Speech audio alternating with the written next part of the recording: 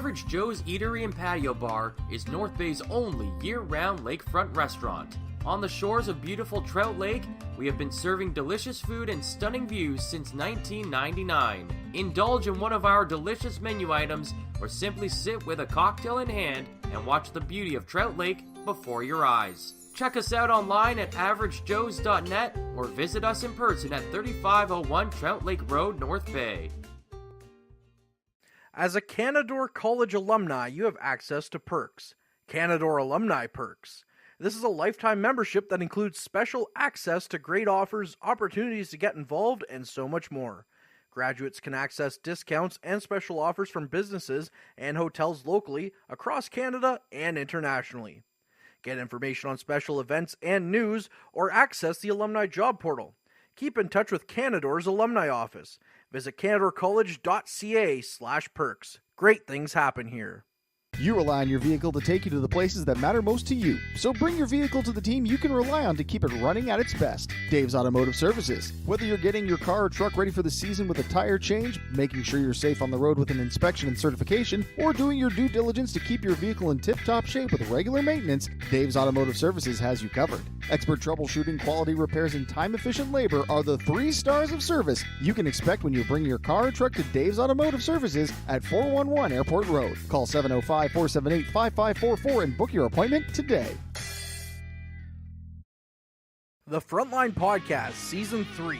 Courtney Kenny, Matthew Sukram, Derek Lindemann, Bob Coles, and Ben Long bring you closer to your favorite teams like never before. Covering everything to do with hockey in the North Bay area, exclusive interviews with the North Bay Battalion staff and players, expert analysis on the OHL, NOJHL, and more, keeping you up to date on all things Voodoos, Trappers, Lakers, and more. It's a new season, it's a new adventure. The Frontline Podcast Season 3. Available wherever you download your favorite podcasts. Tonight's broadcast is brought to you by Average Joe's Eatery. Average Joe's, where we want your experience here to be a happy one. 3501 Trout Lake Road. And a good evening, hockey fans, and welcome into the Sadlon Arena in Barrie, Ontario for Game 6 of the Eastern Conference semifinals between the North Bay Battalion and the Barrie Colts. I am your host, Derek Lindemann, and today's pregame show is brought to you by... The pregame show is brought to you by La Huerta Imports, family owned and operated since 1995. Visit lahuertaimports.com for more details.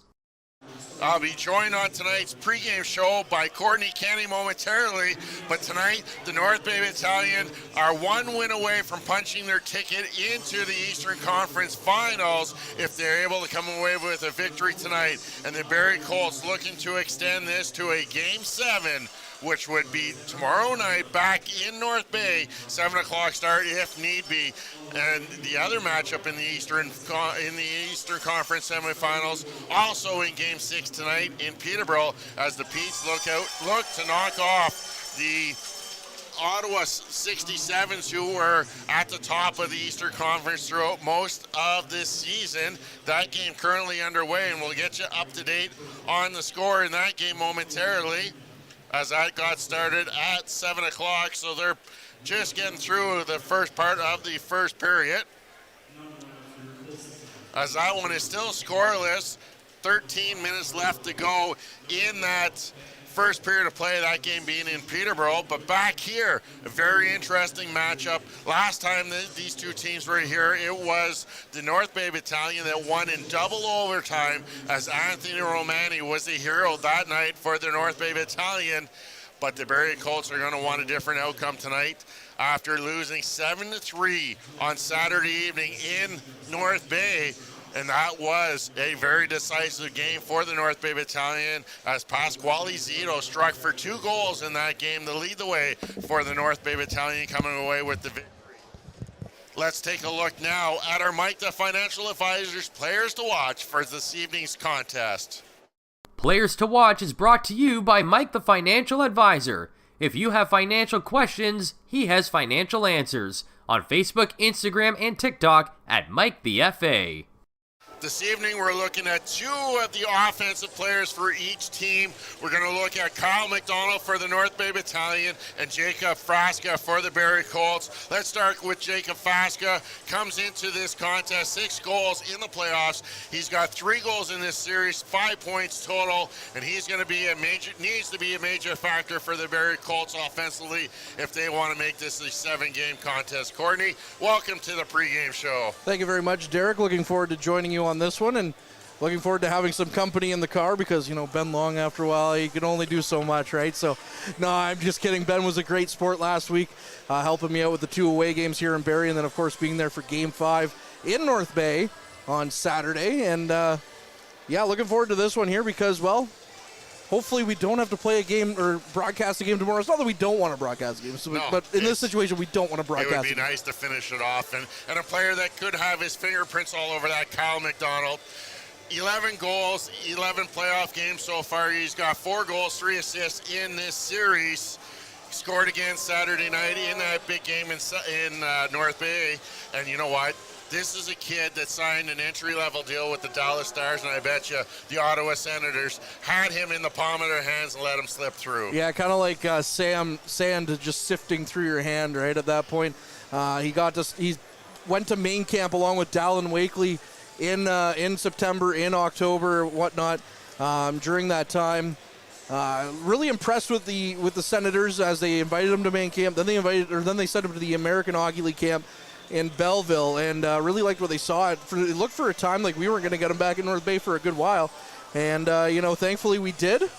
Thankfully we have Kyle McDonald back here as well, and you know what, he's a pure goal scorer, and the Dallas Stars have to be happy with that, as you mentioned, much to the chagrin of the Ottawa Senators. Yeah, really looking forward to seeing him make that next step to the next level and get some time, hopefully, in the near future in the NHL. First things first, though, is Game 6. Specialty teams is going to be a big factor in this game.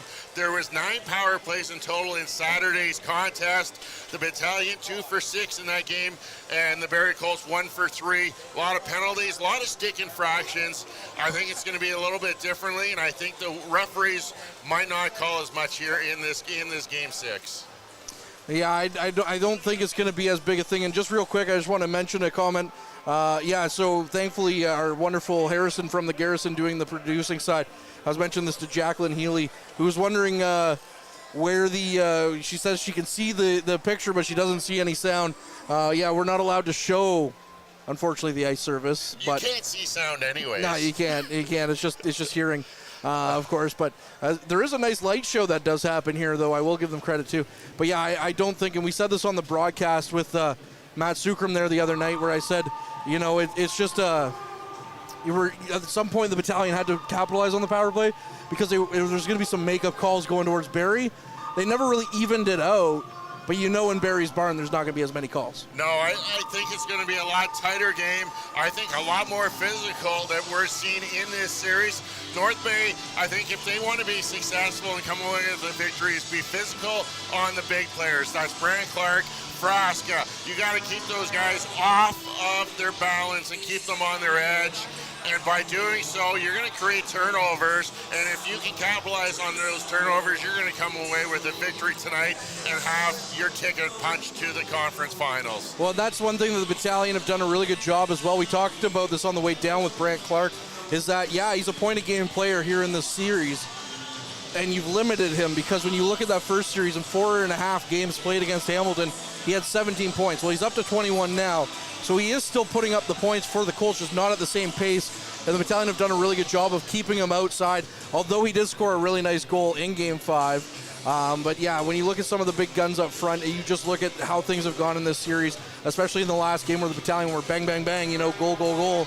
The Colts are just running out of steam in that game when it came to depth. So we'll have to see if that continues on into this game. And what I really liked in Game 5, Saturday night, was the resilience of the North Bay Battalion. Sure, they gave up goals, but it was the way they bounced back. In the second period, they bounced back. They were down 2-1. They bounced back with 3 goals in just over a minute and a half to take that 4-2 lead.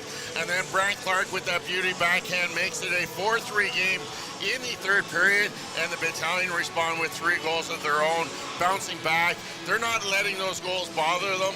We talked to Ryan Houlihan post-game, and he again says, you know what, sure we gave up a goal early, but we were able to focus and know that our game plan was that we could come back. We're going to need more than 1 goal to win this game anyways, and they are able to do that. 7 goals up on the board. That was the most in any single game in this series, and really, that was the first lopsided game we've seen in this series, with 3 of the first 4 decided by overtime. Yeah, the Battalion in Game 2 did beat the Colts, I believe 5-2 in that one, but still nothing like a 7-3 score.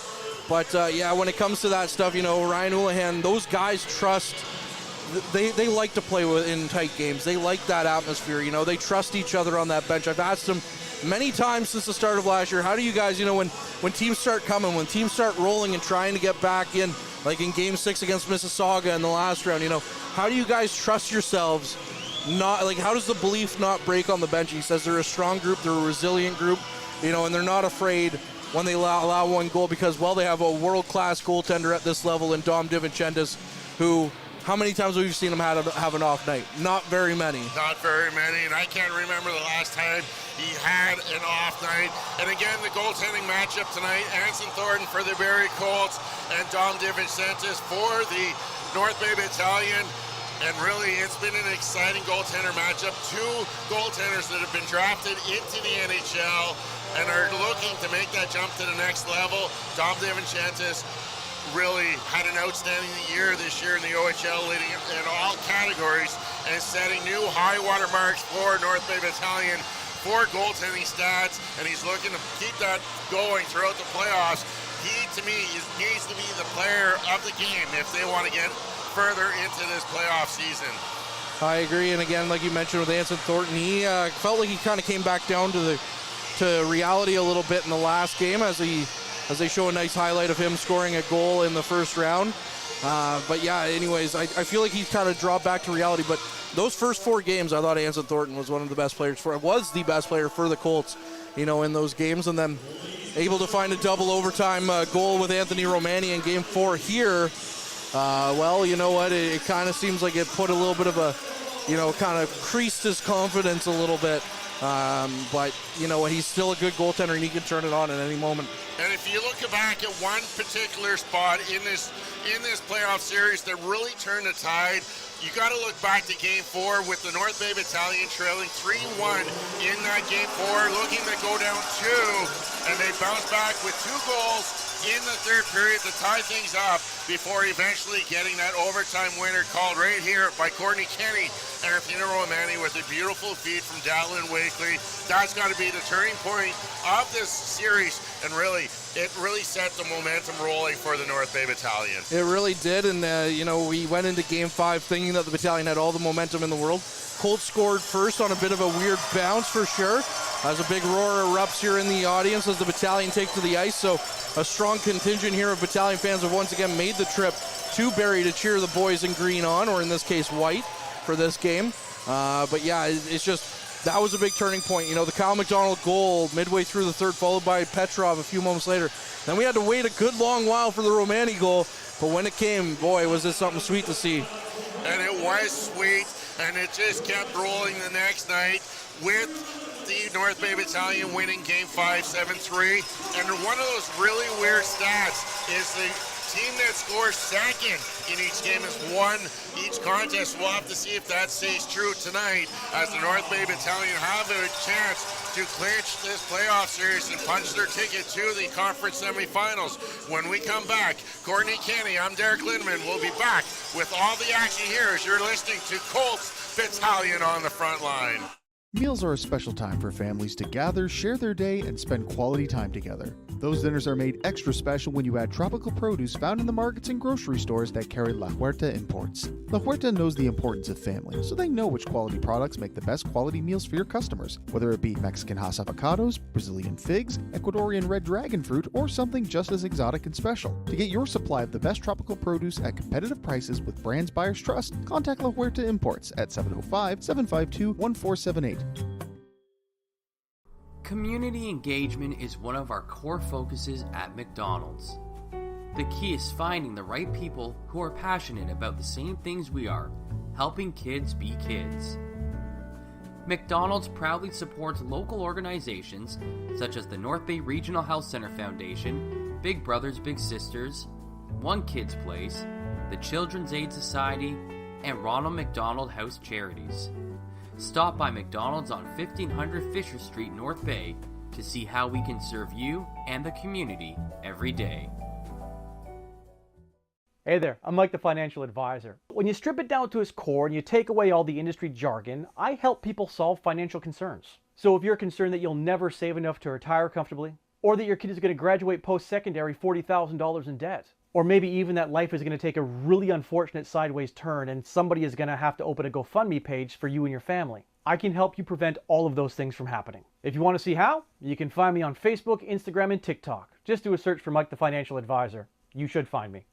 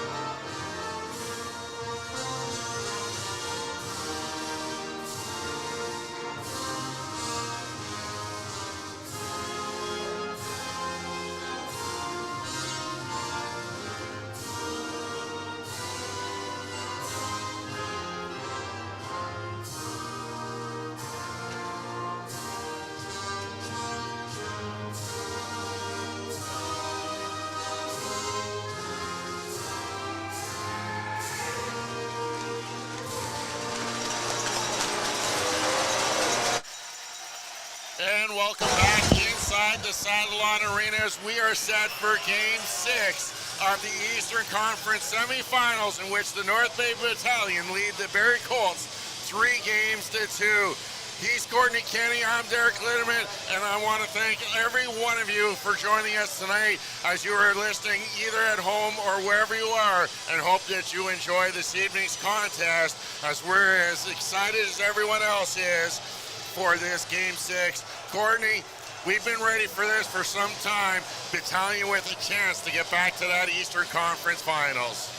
Looking forward to it for sure. The Battalion making it to the Eastern Conference Finals last year against the Hamilton Bulldogs, which really felt like a team that wasn't going to be denied of their bid at an OHL championship, going 12-0 through the first 3 rounds. They were 8-0, and the Battalion were 8-1 going into that series. And then the Bulldogs sweeping the Battalion in that series, going on to eventually win and becoming a runner-up at the Memorial Cup last season as the hometown Sea Dogs took that one home, which was, I think, a lot of people were shocked by. But we're ready here for the Battalion, who are trying to get back into the Eastern Conference Finals. Like you mentioned, Derek, as we get set for opening face-off, it's Liam Arnsby against Zach Weigel in the draw. The Battalion in their road whites are going left to right. The Colts in their home blues are going right to left. It's quickly back to Winslow, and Avery Winslow gets the puck, goes cross ice to Tarasevic, who flips it up and into the zone for Arnsby to chase after. Arnsby in the far side corner, quick shot, knocked on net by Van Steensel. Van Steensel, another chance, is blocked in front of the net, and Kavanaugh goes chasing forward in the far side corner. Quickly over to Punnett, who gets it up to York. York battling for it. Gets it back to the point for Christopoulos, who keeps it in. Christopoulos walking in, takes a shot. That one's blocked by Punnett. Now going the other way is Weigel. Weigel gains the red line, flips it in. And there he is, Brant Clark out on the ice for the first time in this game. Avery Winslow now with the puck. Up to McDonald, our player to watch for the Battalion. He just put it in offside, and we'll get a call here. My keys tonight for the North Bay Battalion are play a solid 60 minutes, start right from the puck drop, stay within yourselves. Don't let the Barrie Colts take control of this game and lull you into taking some penalties. Stay within yourself, stick to the game plan that Ryan Houlihan set forth, and you're going to come away with a victory tonight. Face-off one back to Nelson into his own zone. Zito gets a handle on it, gets it up to McDonald. McDonald quickly to Petrov. Petrov takes a shot, and he fanned on that one. But Nelson now pinching in, grabs the puck, takes it in, and a backhanded chance. Thornton scoops that one up with a mitt. And we're officially a minute into this game. The Battalion already with 2 shots on net. Talking about the Eastern Conference semifinals, update in Peterborough quickly as the Pete's out to a 2-1 victory midway through. Victory or lead? Lead. Midway through that first period, so Peterborough looking to clinch their spot in the Eastern Conference Finals tonight also. Peterborough with a big loss there in Game 5. They were up 4-1 going into the third. Pulled their best Toronto Maple Leafs act. Not something I'm fond of. Being a Leafs fan, of course. Clark behind his net. Stops up. Flips it down the ice for Cardwell. That one's going to miss Cardwell. And now Nelson and Cardwell in a foot race. That will go for icing as Nelson just edged out Ethan Cardwell. Ethan Cardwell, another product with the Barrie Colts that needs to be involved in the game offensively. Him along with our player Jacob Frasca have to be in this game if they want to come away with a victory. These 2 players are known for their offensive output, and they have to be just that, offensively engaged in the offensive zone at all times. Zito won the draw, but it was Clark who got to it first. He gets it up to Bowden. Bowden getting the red line, dumps it into the Battalion zone, stopped up by DiVincentis. Lucan behind his net with it. Flips the puck up to the half wall on the near side to McDonald. McDonald trying to get out of his zone, lost it to Cardwell. Cardwell flipped it in for Bowden. Bowden now in the corner, skates behind the net. Far side, Zito intercepted that one, flipped it back in, but Cardwell's the first one on that. And then Zito picks up the loose puck again. Zito behind his net to Bowden. Losing it. Lucan was in there, was kicked out to Frasca, now back to the point for Akey. Akey cross ice to Cholach. That pass was behind him, so the Colts were going to go offside on that one. Lucan now in his own zone with the puck. Over to Nelson. Nelson with some speed, gets around Savard. Quickly up ice now is Jackson. Jackson back to the point. Shot on net is kicked aside by Thornton. That was Ertel with the shot. Puck on the far side in the Colts zone. Jackson wins the battle. Over to Ertel. Ertel back to Bloom. Bloom looking to shoot. Fanned on that one as the puck hopped away from him.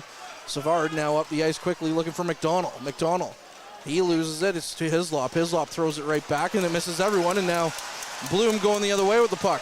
Bloom into the Colts zone to Ertel. Ertel with a shot turned aside by Thornton as that one was dead on. Ertel cross ice now to Hislop. Hislop throwing that one on net. And Thornton gloves that one down, and just under 3 minutes gone here in this period. We get our first scrum after the whistle. As you know, Derek, through 5 games played, 5 and change, I should say now. These 2 teams are very familiar and don't like each other too much. No, they definitely don't. And right there, that was Tyler Savard involved for the Barrie Colts. He seems to be one of the leaders on this team, trying to draw penalties against that North Bay Battalion squad. And that's the guys you got to stay away from, because they're going to try and draw that penalty and skate away and not get one themselves. Both teams dressing the same lineups that they had in Saturday night's Game 5 up in North Bay. As the North Bay Battalion again electing to go with 11 forwards and 7D. I like that matchup a little bit. If you can get that extra forward out, you might get a good matchup out there for one of your more offensively forwards. The only big change in this one between the 2 teams is that the Colts have last change, being the home team. It's quickly up ice for Jodwin. Jodwin gains the zone. A good stick by Mathurin knocks that one away, but it's going to be Chisholm who gets to it behind the net first before Mathurin picks up the loose puck. Mathurin, as he's tripped up, over to Romani. Up the ice for Petrov. Back for Romani. Romani in. Takes a shot. Thornton gloves that one down. Romani, though, as he gives a little tap to the back of Wakely, who's skating by. Romani, the last time he was on this ice, of course, scoring that double overtime winner. And that's 7 shots already for the North Bay Battalion. Even though the Barrie Colts have last change, you know what? It's not a factor for Ryan Houlihan because he can roll 4 lines. Doesn't matter who he puts out there. Marty Williamson has to find a way to counter that. And with the 11 forwards, you're going to see that extra forward this time. Petrov getting that extra shift. And that's going to create those matchups that you want in your favor as a head coach. Colts with possession in their own zone. Punnett gets it down the ice, but Nelson picks it up first. Now it's over to Winslow. Winslow up for Van Steensel, who just got a stick on it and dumps it in. Kavanaugh behind his net, flips it around far side.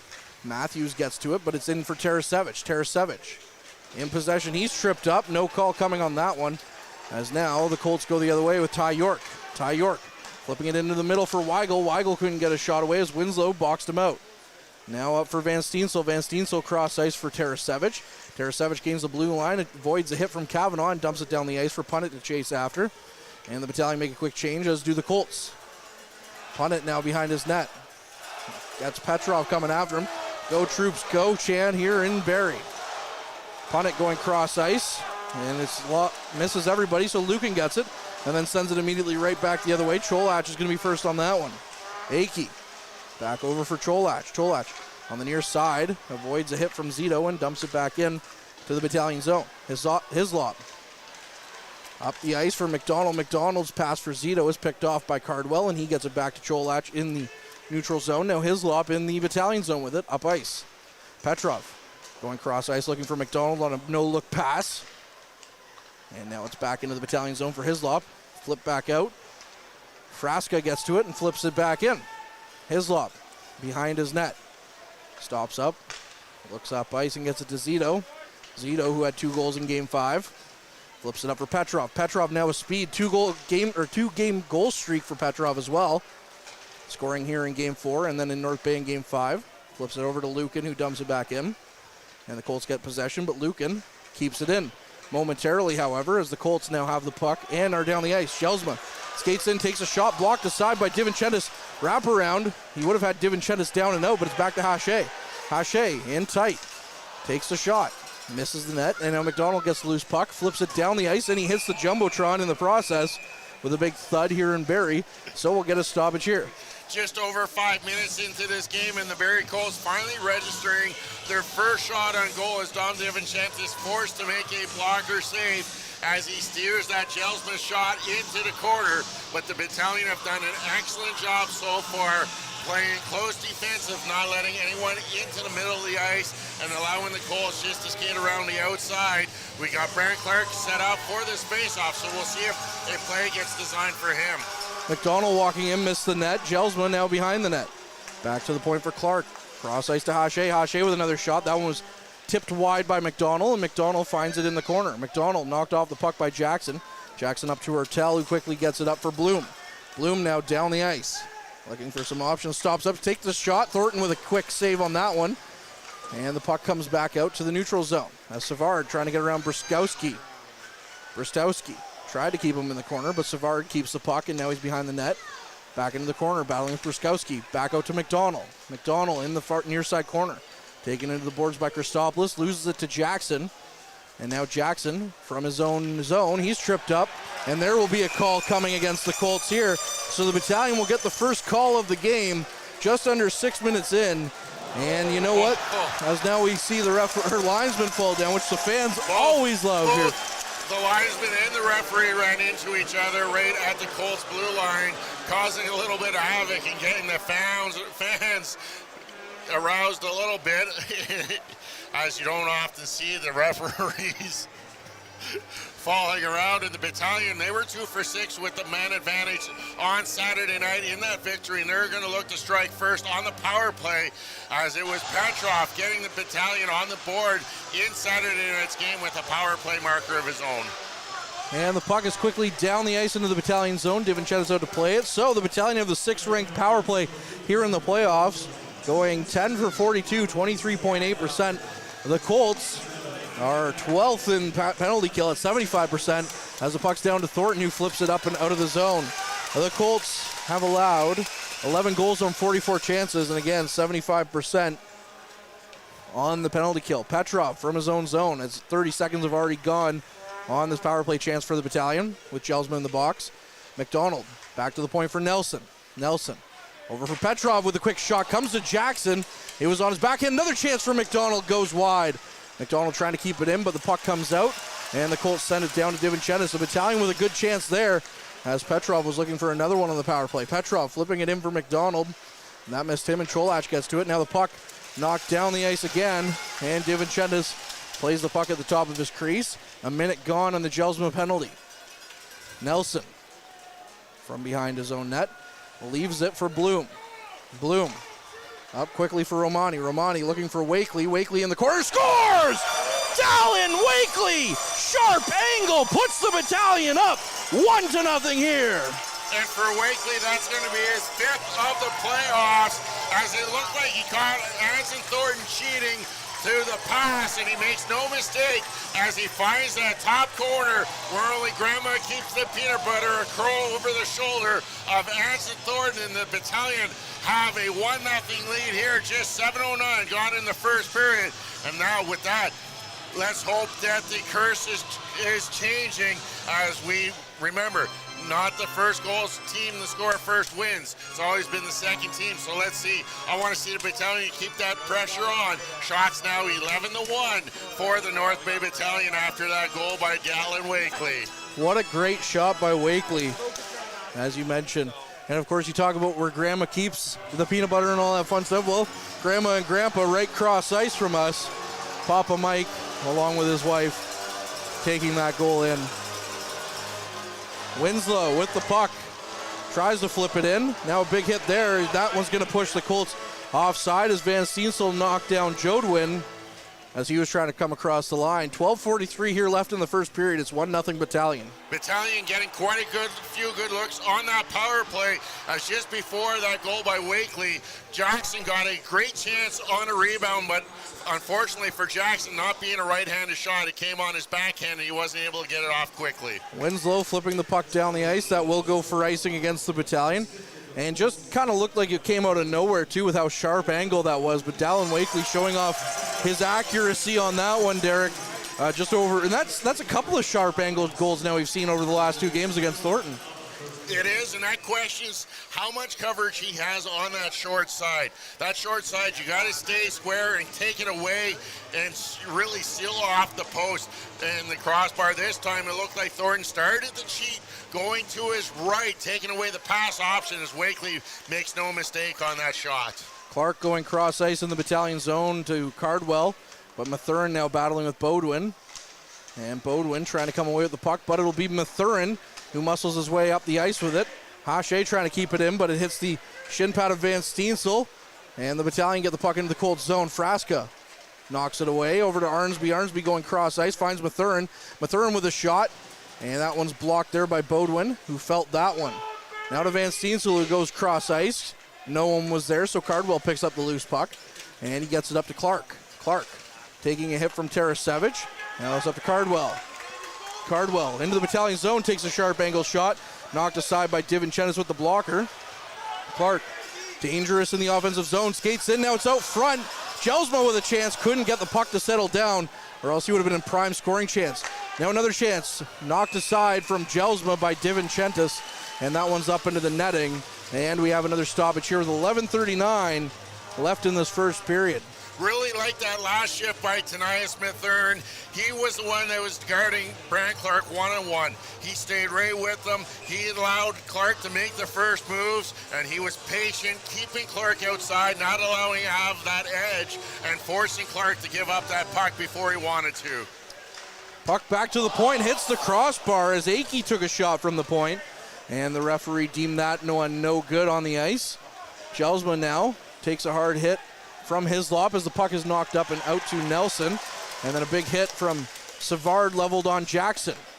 Puck now back into the battalion zone with Hislop. Hislop caught a little flat-footed out front for Savard, and Divincentis turned that one aside. As now it's back over to Hislop on the far side. Hislop with the puck in his own zone, gains the blue line, gains the red line, and flips it down. And the battalion will chase after it. Ertel battling with Cholach. Over to Akey. Akey to McDonald. McDonald gets around Bloom, or Van Steensel rather. Now McDonald's pass out front is hit to skate. And Van Steensel flips it up and out of the zone. And it's out for Punnett, who just flips it right back in. Lucan with some time as the Colts were offside. Leaves it for Wakely, the goal scorer. Wakely tried to flip it down the ice, but that puck will go out of play. So we'll get another stoppage here. Yeah, 10:34 remaining. Things starting to slow down a little bit, but the Barrie Colts getting a little bit of a pushback after that goal. And now it's how does the North Bay Battalion respond and stop this pushback? They haven't had a shot since that goal. And now the battalion with that line of Romani, Van Steensel, and Wakely out there, 14, 15, 16. You've got to take that pressure. I want to see them get in that offensive zone and control some time for the battalion. Yeah, how about that number-wise, 14, 15, 16, like you just said. Christopoulos into his own zone. Goes around Matthews, tries to flip it up and out. It gets to Kavanaugh, it does get out. Now Romani with some speed gets to the puck. He's knocked off it by Punnett. And York tries to flip it up and out, but it gets to Romani again. Romani kicked it out front. And now it goes out down the ice for Weigel. Weigel looks to go looking for a tip, missed the net as it missed everyone. Now York in the near side corner takes a hit from Christopoulos. Weigel in the far side. Weigel loses the puck to Wakely. Wakely gets it up to Romani, who scoops it up and out. Punnett will chase after it, though, and Wakely will go for a quick change. Punnett back into his own zone. Gets it over to Kavanaugh. Up for Matthews. Matthews flips it into the battalion zone. Divincentis stops it up for Christopoulos. Christopoulos with Frasca coming after him. Gets around him with a good move. His twin brother Alex in attendance again as he blows a tire. In the near side corner, Cardwell on the puck, but it gets out to McDonald, who gets it to Lucan. Up quickly to Petrov. Petrov into the zone, takes a shot, turned aside by Thornton on an awkward looking save. And with 9:26 here left in this first period, we've reached our mid-period break. And Derek, I'd love to say that we're throwing down to you between the benches, but we don't have that far to go on the other side of this break. This period is brought to you by Canada Alumni Perks. Get information on special events and news, or access the Alumni Job Portal. Visit canadacollege.ca/perks for more information. Well, Courtney, it would be nice to be down between the benches tonight, but unfortunately not so much room down there as it's a little tighter confinement in between the benches of Barrie and the North Bay Battalion, but it is the battalion striking first on the power play as Wakely, with his 5th of the season, give that battalion a 1-0 lead. And North Bay playing like they want to finish it off tonight. They've played a really solid first half of this period, a really great road period, not allowing the Barrie Colts only 4 shots through 10.5 minutes, not allowing them to get set up and keeping them to the outside. Divincentis has been allowed to see everyone. One did beat him, but it hit the crossbar, so as the goaltender will say, positioned properly. That's all you had to see, and it was where I wanted it to go. It's not a goal, it's a save. I'll take that as it was a crossbar. Thank him. And let's get back going as we're going to have an offensive draw here to start the second half of this first period, Courtney. Thank you very much, Derek. And also the battalion with 12 shots on goal compared to those Colts 4, as you had mentioned, the Colts 4. Zito in for the draw. And he tried to get it to McDonald, but that'll be Hache who gets to it first. Wins it back to Clark. Clark up to Hache. As Winslow blew a tire while he was at the blue line, but they get it up and over to Bodwin. So Bodwin now into the offensive zone for the Colts. Skating the puck around, was being harassed by Nelson, and he flips it in for Frasca. Frasca back to the point for Hache, quickly over to Clark. Clark with a shot, that one's blocked by McDonald, and McDonald flips it up to Zito. Zito gaining the Colts zone, gives it back to McDonald. McDonald right back to Zito, but his pass was intercepted, and the Colts trying to flip it up to Nelson. Nelson just gets a hold of it, sends it cross ice, and the battalion will go for a quick change. Colts with possession in their own zone. That's Akey, whose clearing attempt was blocked by Van Steensel, and now Van Steensel keeping it in the Colts zone. Knocks Akey to the ice as Akey was trying to take him into the boards.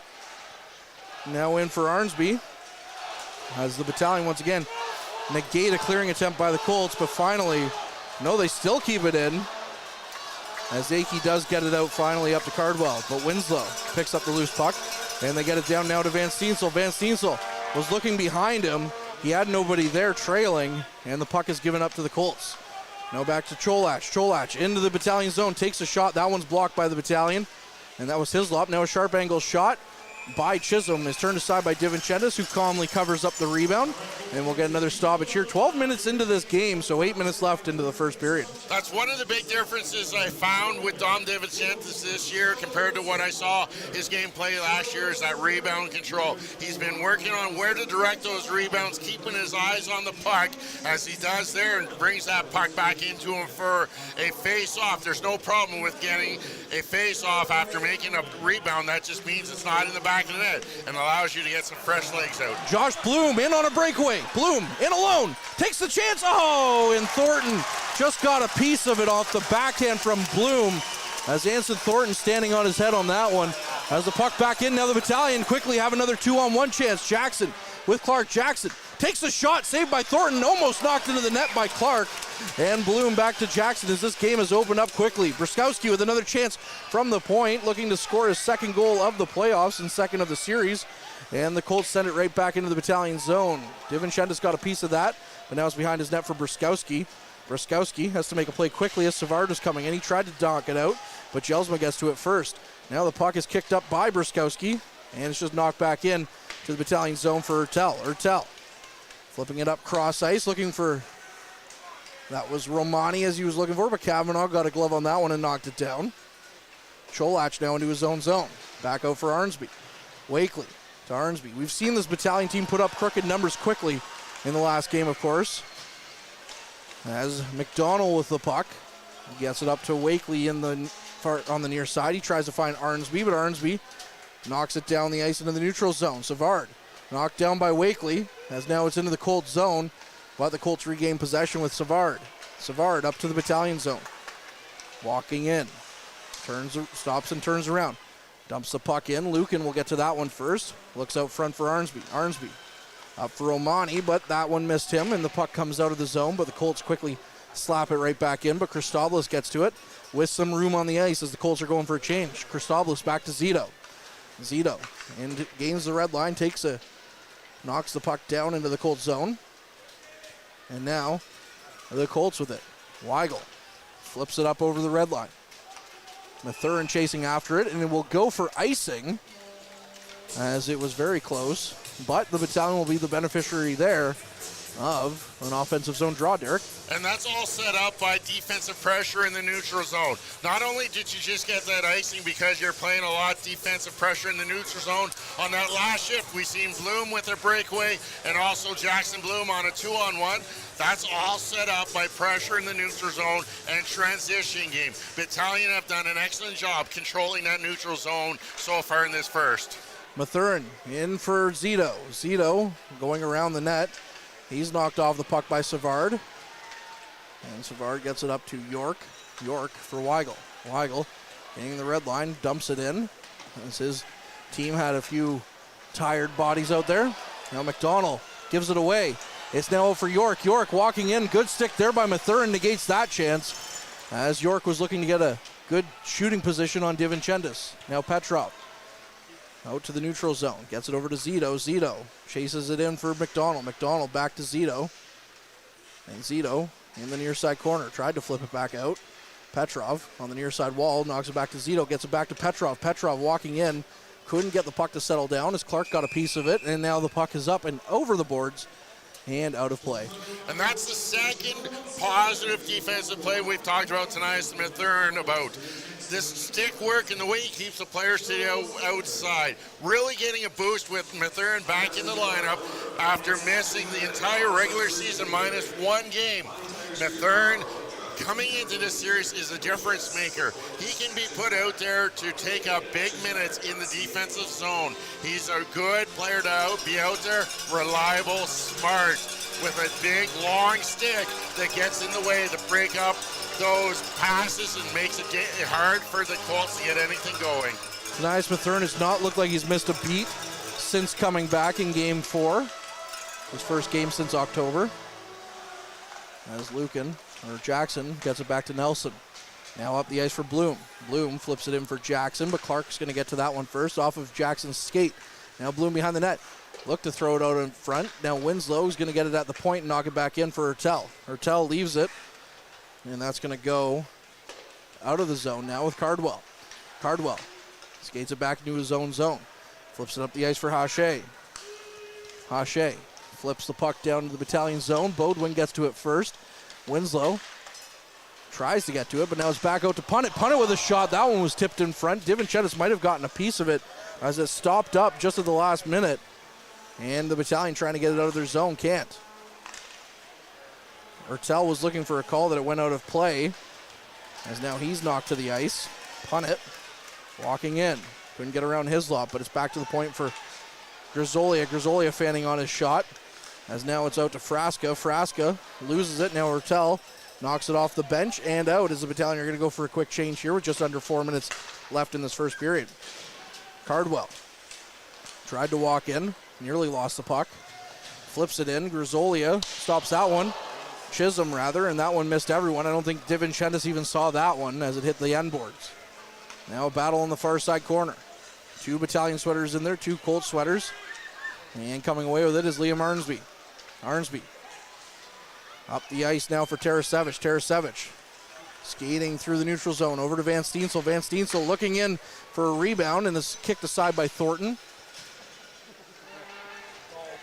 And now on the near side wall, the Battalion try to come away with it, but Chisholm gets to it. Chisholm gains the Battalion zone, stops up, flips it in, and Lucan will chase him into the end boards. And now the puck is knocked into the corner. Battalion regain possession to Arnsby. Arnsby cross ice to Christopoulos, quickly back to Arnsby. Arnsby gains the red line, flips it in, and the Battalion will go for a quick change on the forward side of things, as Christopoulos and Lucan will stay out there. Romani, Wakely, and Jackson on this makeshift line, as that is the line that's playing short. Wakely and Romani, that is. Yet they're the line with the goal on the power play, as the puck is in behind the Battalion net now. Gelsman trying to sit on it. Gets it back to McDonald. Now another chance knocked aside from Cholach by Divinchentis. Lucan gets to it as Christopoulos flips it up and out of his zone to Romani. Romani to Wakely. Wakely walks in, leaves it for Romani. Romani with a shot. That one's off a stick and high and over the netting for another stoppage here with 2:13 left in this opening frame. Battalion continue to lead this game 1-0 on a goal by Dallin Wakely. And there the Barrie Colts coming close as they get a couple shots going by the net that Dom Divinchentis did not have any sight on. Battalion have to do a little bit better clearing that front of the net and allowing Dom to see those shots coming in, making it a little bit easier for him in the goal. But the North Bay Battalion have been playing an excellent road period and continue the pressure with 15 shots so far. McDonald flips the puck into the Battalion zone. Divinchentis out to play it. Flips it up and around the glass. It comes out to Clark. Clark flips it back in for Savard, as Savard couldn't get the handle on that one, but Clark keeps it in. Bruskowski now behind his net. Battling for the puck as there's 2 Colts in there along with Nelson to help Bruskowski, but Gelsman comes away with it. Gelsman out front to McDonald, and the Colts tie it up at 1. With 1:46 left, McDonald was left all alone in front of the net, and the Colts tie the game. Declan McDonald with his 5th of the season ties things up here with 1:46 remaining in the first period as the Barrie Colts caught the North Bay Battalion watching the puck and allowing McDonald to be alone in front of the net with no coverage on him, and he just has time to put that wrister by the right pad of Dom Divinchentis, and we're back to level ground here as this first period is into the dying moments.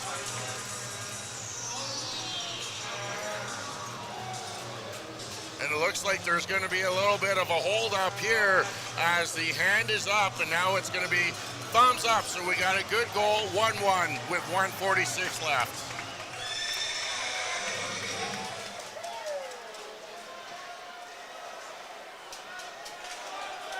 So we're back underway here in Barrie. Game knotted up, as you mentioned, and York into the Battalion zone. In tight for Matthews. Tight shot for York. Kicked aside by Divinchentis. And then Lucan throws the puck into the corner, but York comes away with it. York leaving it for Hislop. A minute 23 left here in this period. It comes out to Winslow. Winslow quickly up the ice for Bloom to Ertel. Ertel loses the puck to Cholach, and now York going the other way, but he loses it to Ertel. Ertel gains the zone, gives it to Bloom. Weigel gets it out quickly, and now it's Winslow with it. Winslow flips it back down the ice for Jackson. Jackson over for Bloom with a quick shot, turned aside by Thornton. Ertel looking for the rebound as we're now into the final minute here. Jackson takes a shot. That one's kicked aside by Thornton. And now it's back to Nelson. Winslow couldn't keep the puck, and the Colts knock it out. Now Nelson chasing after it, although it was deemed offside. So we'll get a stoppage here with 39.2 seconds left on the clock.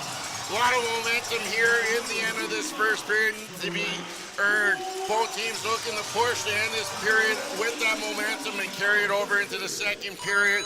North Bay with a little bit of a pushback, but they got to keep that going and look to get that momentum here. 39 seconds left. I want to spend most of that in that offensive zone and try and get it, create maybe a good look for a goal to end this period. Puck down the ice into the Battalion zone. Mathurin boxed out Cardwell, and now the puck comes back across the blue line. Hache back to Clark. Clark flipping the puck back in. DiVincentis will knock it into the corner for Nelson. 20 seconds remain in this period, and Frasca gets to it, takes a shot, and that one's high and over the net. Now back for Clark. Clark with another chance as DiVincentis covers that one up as it rolled up into his pads with 13.7 seconds left in this first period. Battalion starting to leave. DiVincentis a little bit out to dry. Got to tighten things up in the defensive zone. Stop watching what the Barrie Colts are doing and start taking over this game again like we did in the first three quarters of the game.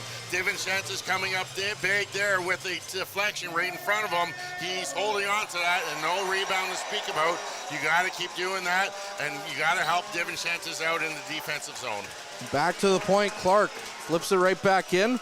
Stopped up by Zito, and now Arnsby takes it into the near side as the Battalion are just content to ride this out into intermission. Over to Lucan.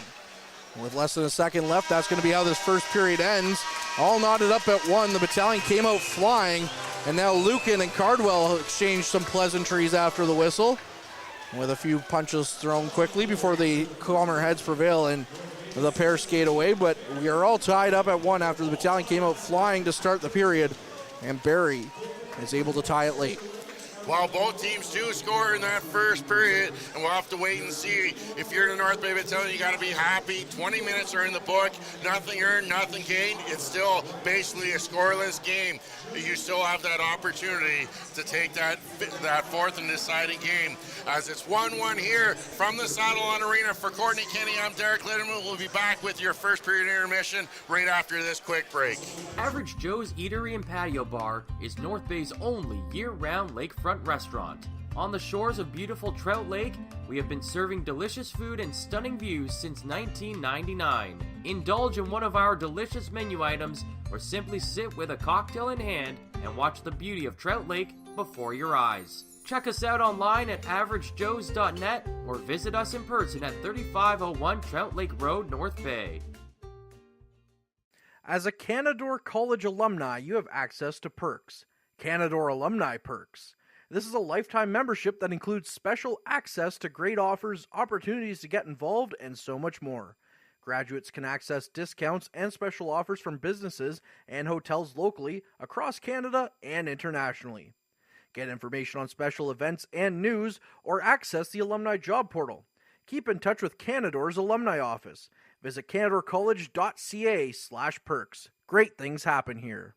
You rely on your vehicle to take you to the places that matter most to you. So bring your vehicle to the team you can rely on to keep it running at its best. Dave's Automotive Services. Whether you're getting your car or truck ready for the season with a tire change, making sure you're safe on the road with an inspection and certification, or doing your due diligence to keep your vehicle in tip-top shape with regular maintenance, Dave's Automotive Services has you covered. Expert troubleshooting, quality repairs, and time-efficient labor are the 3 stars of service you can expect when you bring your car or truck to Dave's Automotive Services at 411 Airport Road. Call 705-478-5544 and book your appointment today. The Frontline Podcast, Season 3. Courtney Kenny, Matthew Sucrum, Derek Lindemann, Bob Coles, and Ben Long bring you closer to your favorite teams like never before. Covering everything to do with hockey in the North Bay area, exclusive interviews with the North Bay Battalion staff and players, expert analysis on the OHL, NOJHL, and more, keeping you up to date on all things Voodoos, Trappers, Lakers, and more. It's a new season, it's a new adventure. The Frontline Podcast Season 3. Available wherever you download your favorite podcasts. Tonight's broadcast is brought to you by Average Joe's Eatery. Average Joe's, where we want your experience here to be a happy one. 3501 Trout Lake Road.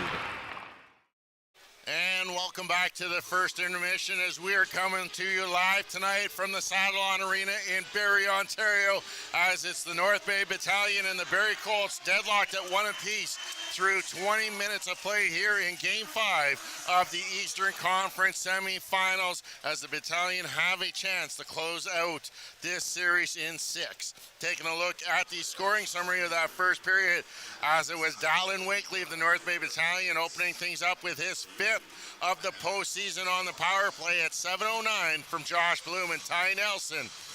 And then with just under 2 minutes to go in the first, Declan McDonald with his 5th of the postseason ties things up at 18-14. Bo Jelsma and Brant Clark getting the assist on McDonald's 5th of the postseason. Only one power play or one penalty to speak of in that first, and that was Bo Jelsma.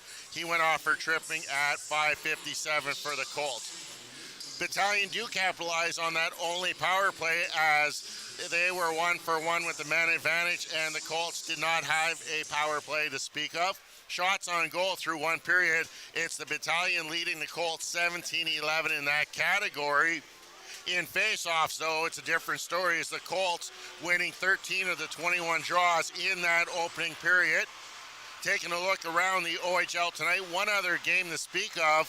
In the second in Peterborough, it's the Petes with a 4-1 lead now with 13:26 left in the second period. And if the Petes manage to hold on to that win tonight, that will give them the Eastern Conference semifinal, and will have their ticket punched in to the finals of the Eastern Conference.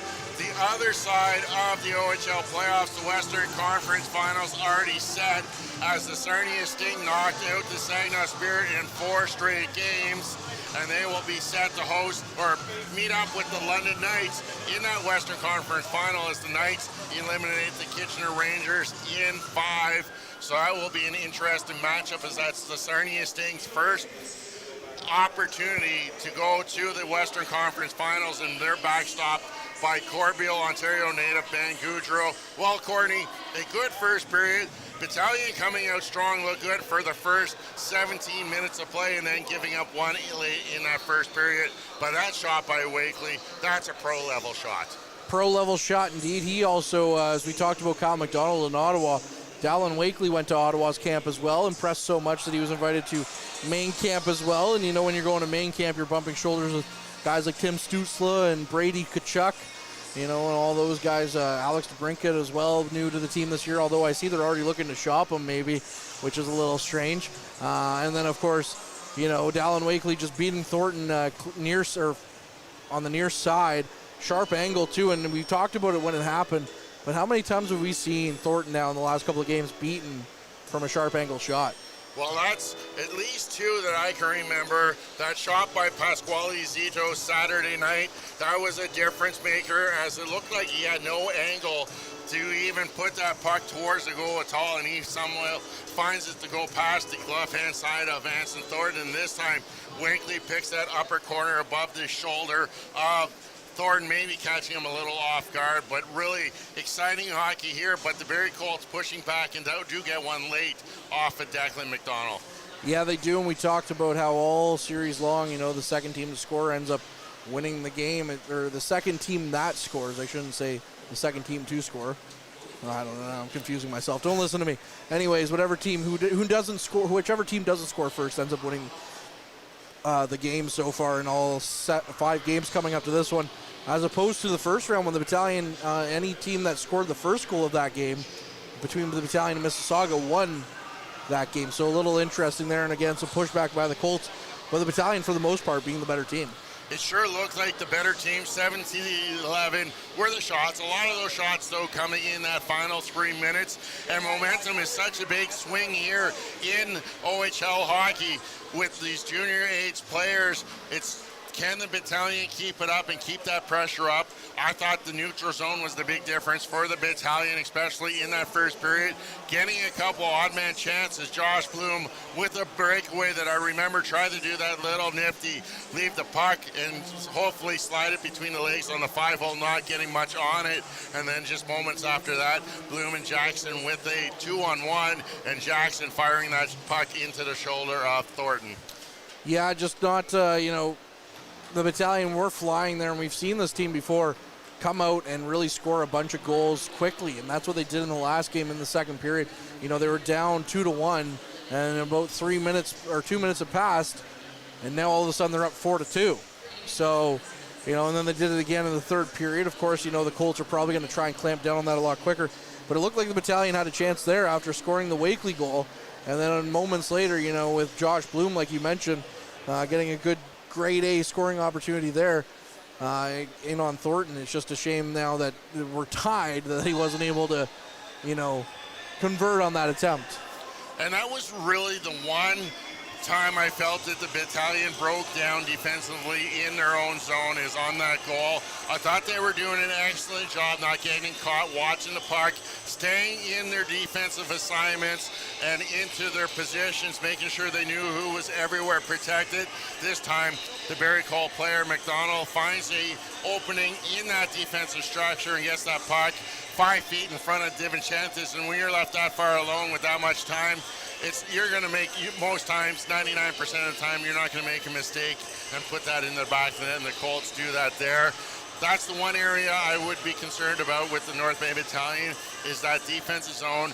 And if you're in there for any length of time, sometimes they get stuck puck watching and lose focus of where they are in their defensive assignments. Yeah, and also, not that it's a big trend, and the Battalion can turn it aside real quick.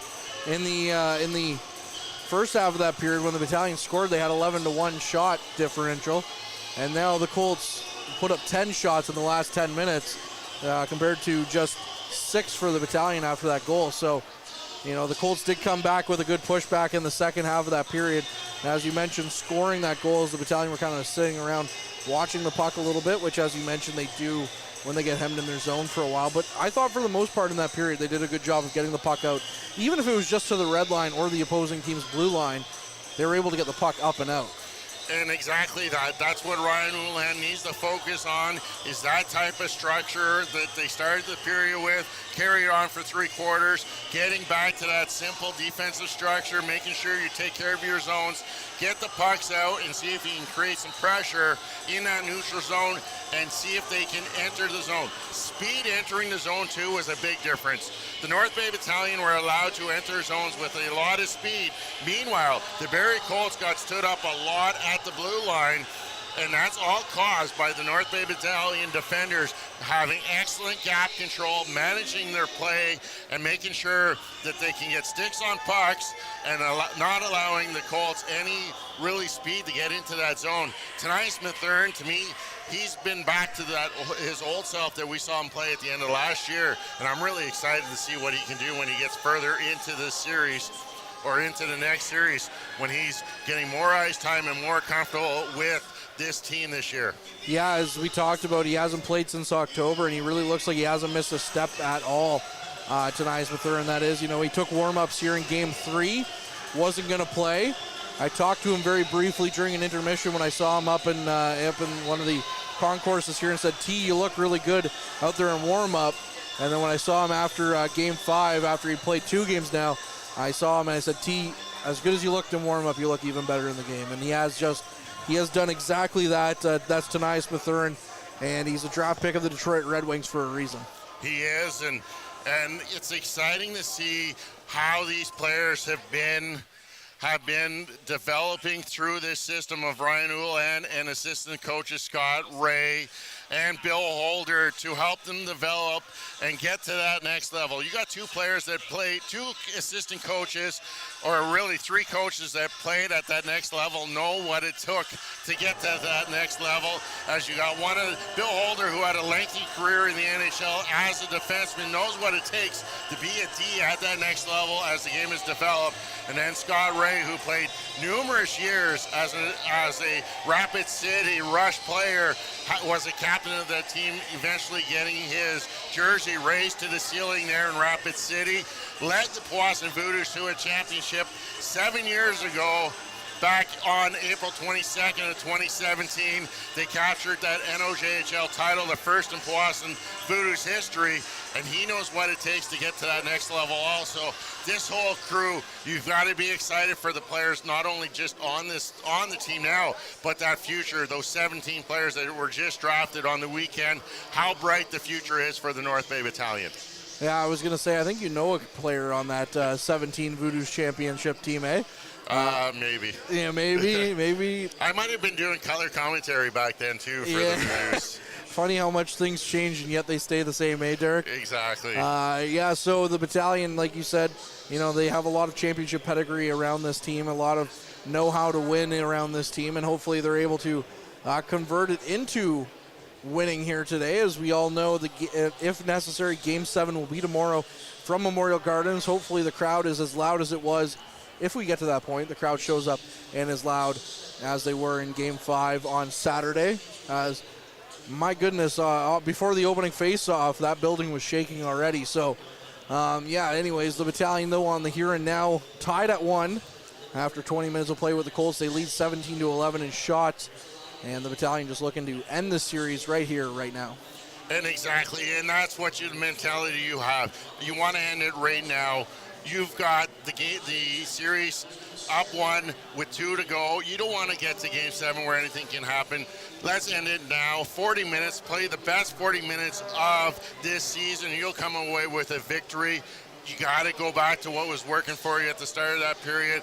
Strong defensive play, getting pucks out and staying tight in the neutral zone and not allowing the Barrie Colts to get anything going offensively. For the Colts, basically you got to get pressure in the offensive zone, get some offensive zone time, and create the battalion some costly turnovers and maybe capitalize on one of those turnovers in the offensive zone and get a lead here in this game.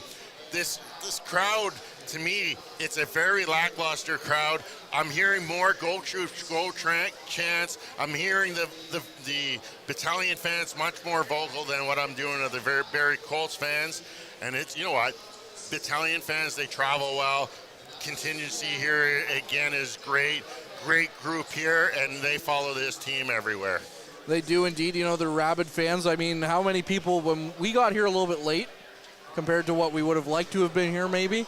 But how many battalion fans did we run into just in the parking lot in the 5 minutes that we were out in the parking lot? Oh, it took us forever to get in here because we had to stop and talk to everyone. But with that said, we're ready for the second period as we're moments away. We're going to be back here on Battalion Hockey as you're listening to Courtney Kenny. I'm Derek Lindemann, and it's Colts Battalion deadlocked at 1 after 1.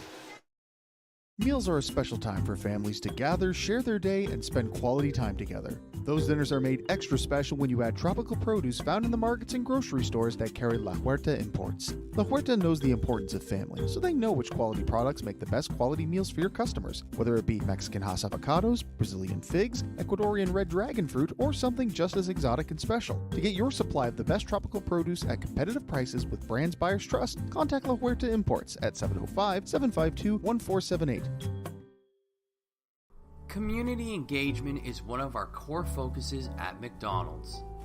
The key is finding the right people who are passionate about the same things we are, helping kids be kids.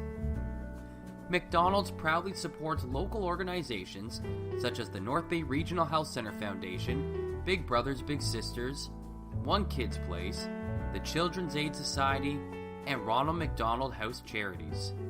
Stop by McDonald's on 1500 Fisher Street, North Bay, to see how we can serve you and the community every day. Hey there, I'm Mike the Financial Advisor. When you strip it down to its core and you take away all the industry jargon, I help people solve financial concerns. So if you're concerned that you'll never save enough to retire comfortably, or that your kid is going to graduate post-secondary $40,000 in debt, or maybe even that life is going to take a really unfortunate sideways turn and somebody is going to have to open a GoFundMe page for you and your family, I can help you prevent all of those things from happening. If you want to see how, you can find me on Facebook, Instagram, and TikTok. Just do a search for Mike the Financial Advisor. You should find me.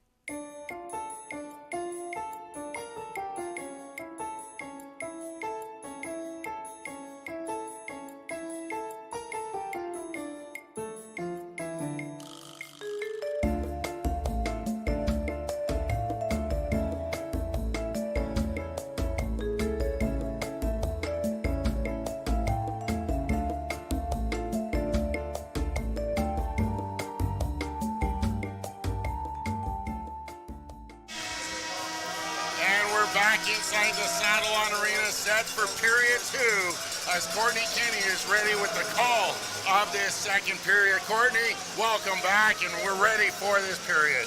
We are indeed, Derek, as the Colts are going to be going in their home blues from left to right in this period. The Battalion are going to be going right to left in their road whites as it's immediately dumped into the Battalion zone. Divinchetta stops it up briefly, but Nelson gets to the loose puck. They try to get it up and out past Kavanaugh. Kavanaugh, who's pinching on the near side half wall, keeps the puck in.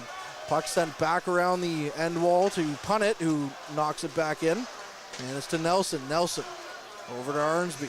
Arnsby up the ice for Tarasevic. And Tarasevic up the ice back for Nelson. Nelson with some speed into the offensive zone. Nelson stops up, looking for some options, flings it around behind the end wall. Lukin pinching in, kicks it back in for Van Steensel, was looking out front for Tarasevic. Back to the point now for Nelson, who takes Zito takes a bit of a slap shot and knocks down York, who's slow to get up. Now the Battalion with another chance there, as York is still slow to get back up, as the puck is up and over the glass and out of play by the Battalion. And York now needing help getting back to the bench as he's still down on the ice after blocking that Zito slap shot. Barrie Colts getting a little lucky there as Nelson's shot gets deflected up over the glass, as it was taking York some time to get to the bench, as he's still getting some assistance, as the Battalion would have had an extra attacker out there, as York trying to get back to the bench would have had a good opportunity to retake this lead. A minute into this game is York finally back to the bench, and we're ready for an offensive face-off to the blocker side of Anson Thornton. Petrov off the draw, gets the puck, and now Petrov's skating around in the Colts zone, leaves it at the point for Christopoulos, sends it in deep for Zito. Zito walking back to the top of the point, or top of the zone, sends it back in, but now it's Clark who's taken in hard by McDonald. Clark is slow to get up, and now it looks like we're gonna get a fight as gloves are on the ice, and McDonald's definitely for sure going to the box. Clark getting back up,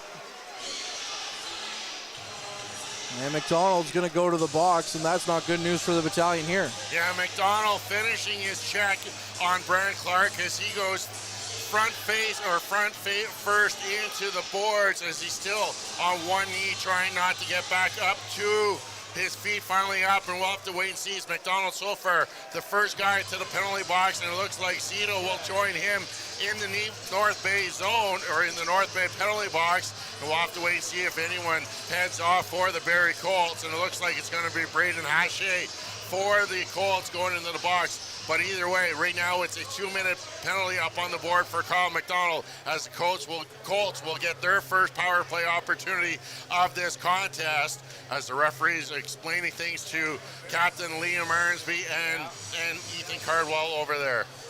The Colts come into this game 15 for 44 on the man advantage. That's good for first in the playoffs at 34.1%. The Battalion are 8th in the playoffs on the penalty kill. 8 goals against on 42 chances. They're clipping along at 81%. As we're about to get underway here, Petrov had to go and grab a glove and give it back to Zito, as Zito and Hache had dropped the gloves, although it didn't get very far into a fight. And now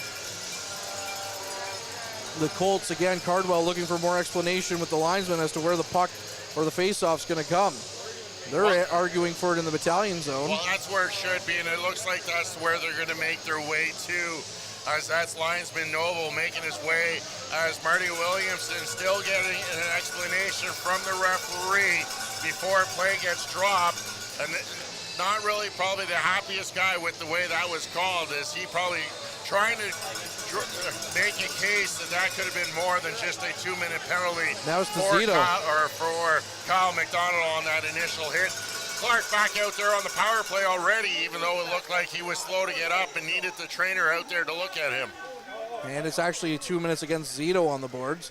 As the battalion get to the puck on the penalty kill, it's Arnsby who sends it down the ice. Clark stopping it up, showing no ill effects of that hit as he sends it down for Akey. Akey in his own zone as Clark staring down Van Steensel, gets it back at the point. Clark walking in, leaves it for Akey. Akey walking around, takes a shot. That one's off the blocker side of DiVincentis and knocked back to the point as Akey throws it cross ice.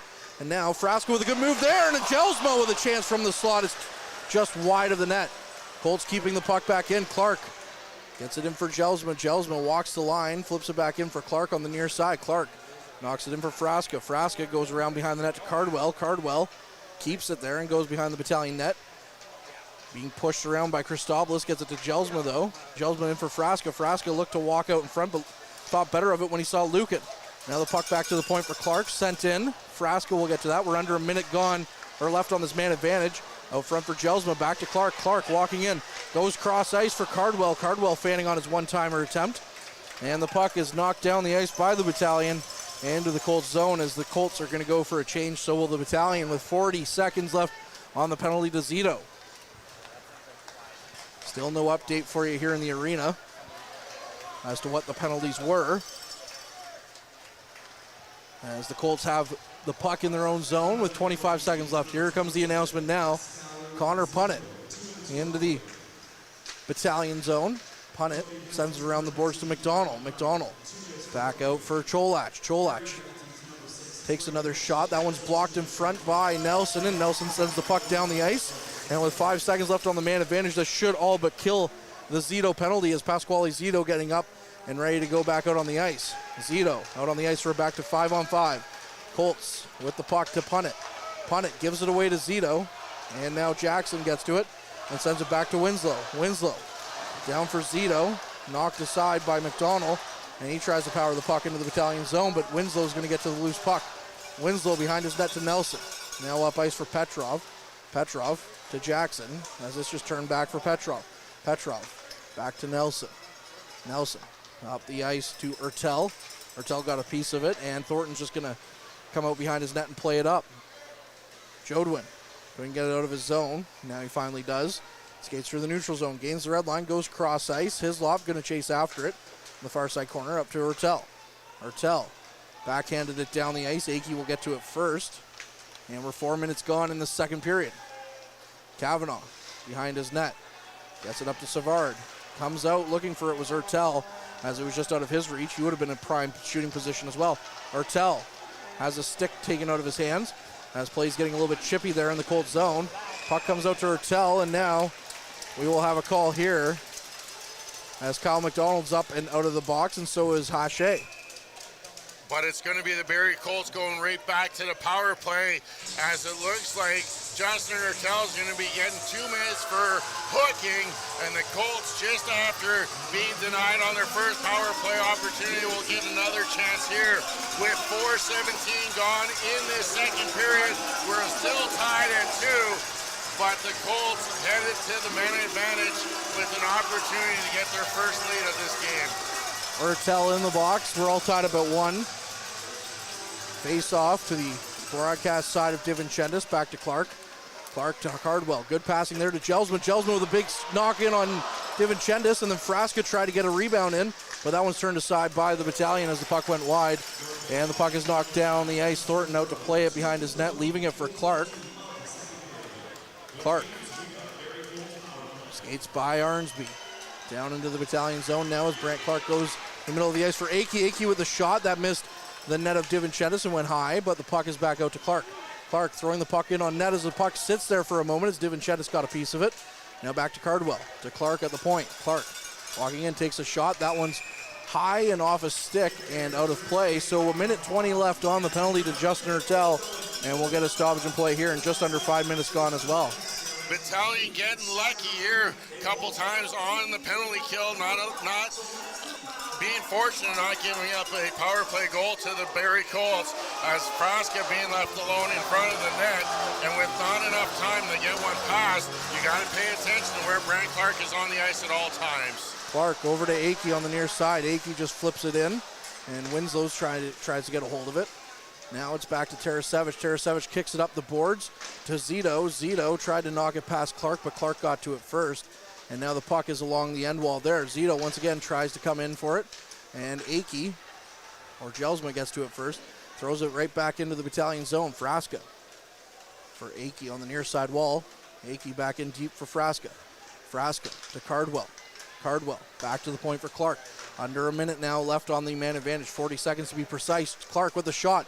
That one's stopped in front, and Nelson will get to it and send it down the ice as it comes into Thornton. Thornton stops it on his backhand and sends it right back up the ice for Cardwell.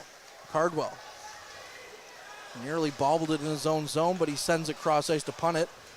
And 25 seconds remain on the man advantage. Stretch pass there up the ice to into the Battalion zone for Savard. Savard walking in, takes the shot, and Savard scores. It's a 2-1 game for the Colts on the power play.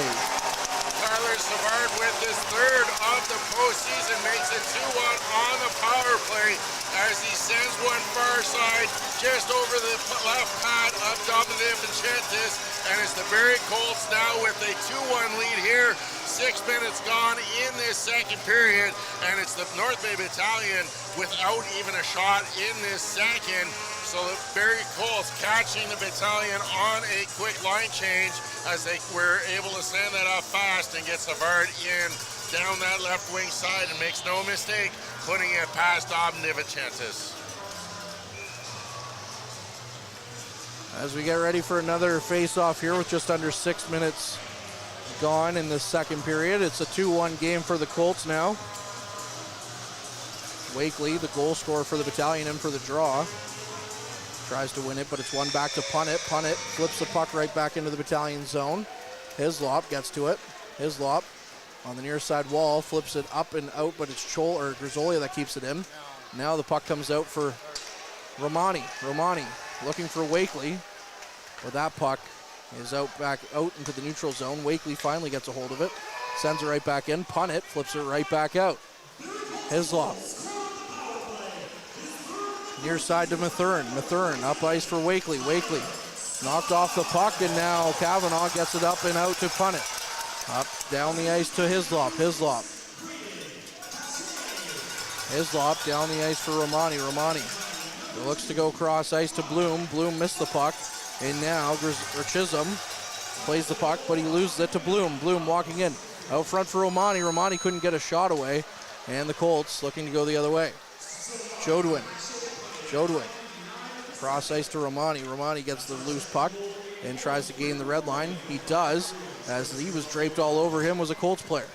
Now Wakely out for Winslow. Good shot there by Avery Winslow as the Battalion registered their first of this period, but it's kicked aside by Thornton. Now Bowden walking in, takes a shot. That one missed the net. Back to Cardwell, or rather Frasco, sends it right back in on net. Petrov to the loose puck now in the Battalion zone, gets it up the ice, looking for Romani, but that missed him and went behind the net. Cholach walking out of his zone, up the ice, but he's stopped up there by Petrov. And now McDonald walking in, grabs the loose puck in the offensive zone. Over to Zito. Zito for a shot. It's turned aside by Thornton. Zito in the near side, out front to Petrov. Petrov walking in, back to Nelson. Nelson back to Zito, takes the shot, and that one's just wide of the net. Petrov with his sharp angled chance is blocked aside. Now Petrov walks back to the top of the slot, or the zone, flips it in for Winslow. Knocked aside by Zito. Zito back to Winslow at the point. Winslow tried to keep it in, flips it back in though as it went offside, so the Colts now have possession, and Cholach just flips it into the Battalion zone. Christopoulos with the puck. Christopoulos missing a dangerous hit there from a Colts player. Frasca, as they nearly went knee on knee. Frasca got a piece of it though and sends the puck right back into the Battalion zone and goes for a change. Christopoulos from behind his net to Zito, rather Jelsma. His cross-ice pass is blocked aside by Winslow, but it comes out to McDonald. Now McDonald loses it to Christopoulos. Christopoulos flips it off the glass and out. Clark grabs a hold of it now, and it's up to Jelsma. Jelsma leaves it for McDonald. McDonald flips it behind the net, and Savard, the most recent goal scorer, flips it back to the point. Right back in for Hache, but Zito gets to it. And now Zito gains the red line. Zito walking in. Zito into the slot. Tried to get a shot away, but there was too many sticks involved. And now Lucan flips it on net. Kicked aside by Thornton. And it'll hit the netting behind the net and out of play. And now Zito taken down by McDonald behind the play. And the linesmen are quick on that one.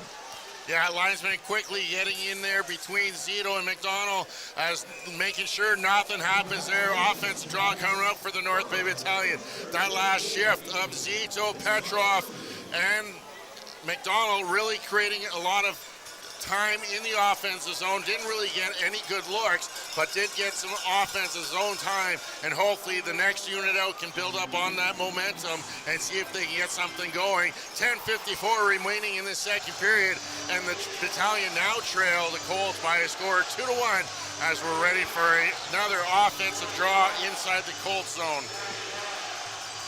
To the broadcast side of Thornton's net, Jackson in for the draw against Matthews, but Matthews wins it back to Akey, and Akey flips it down the ice. Lucan got a hold of it, however,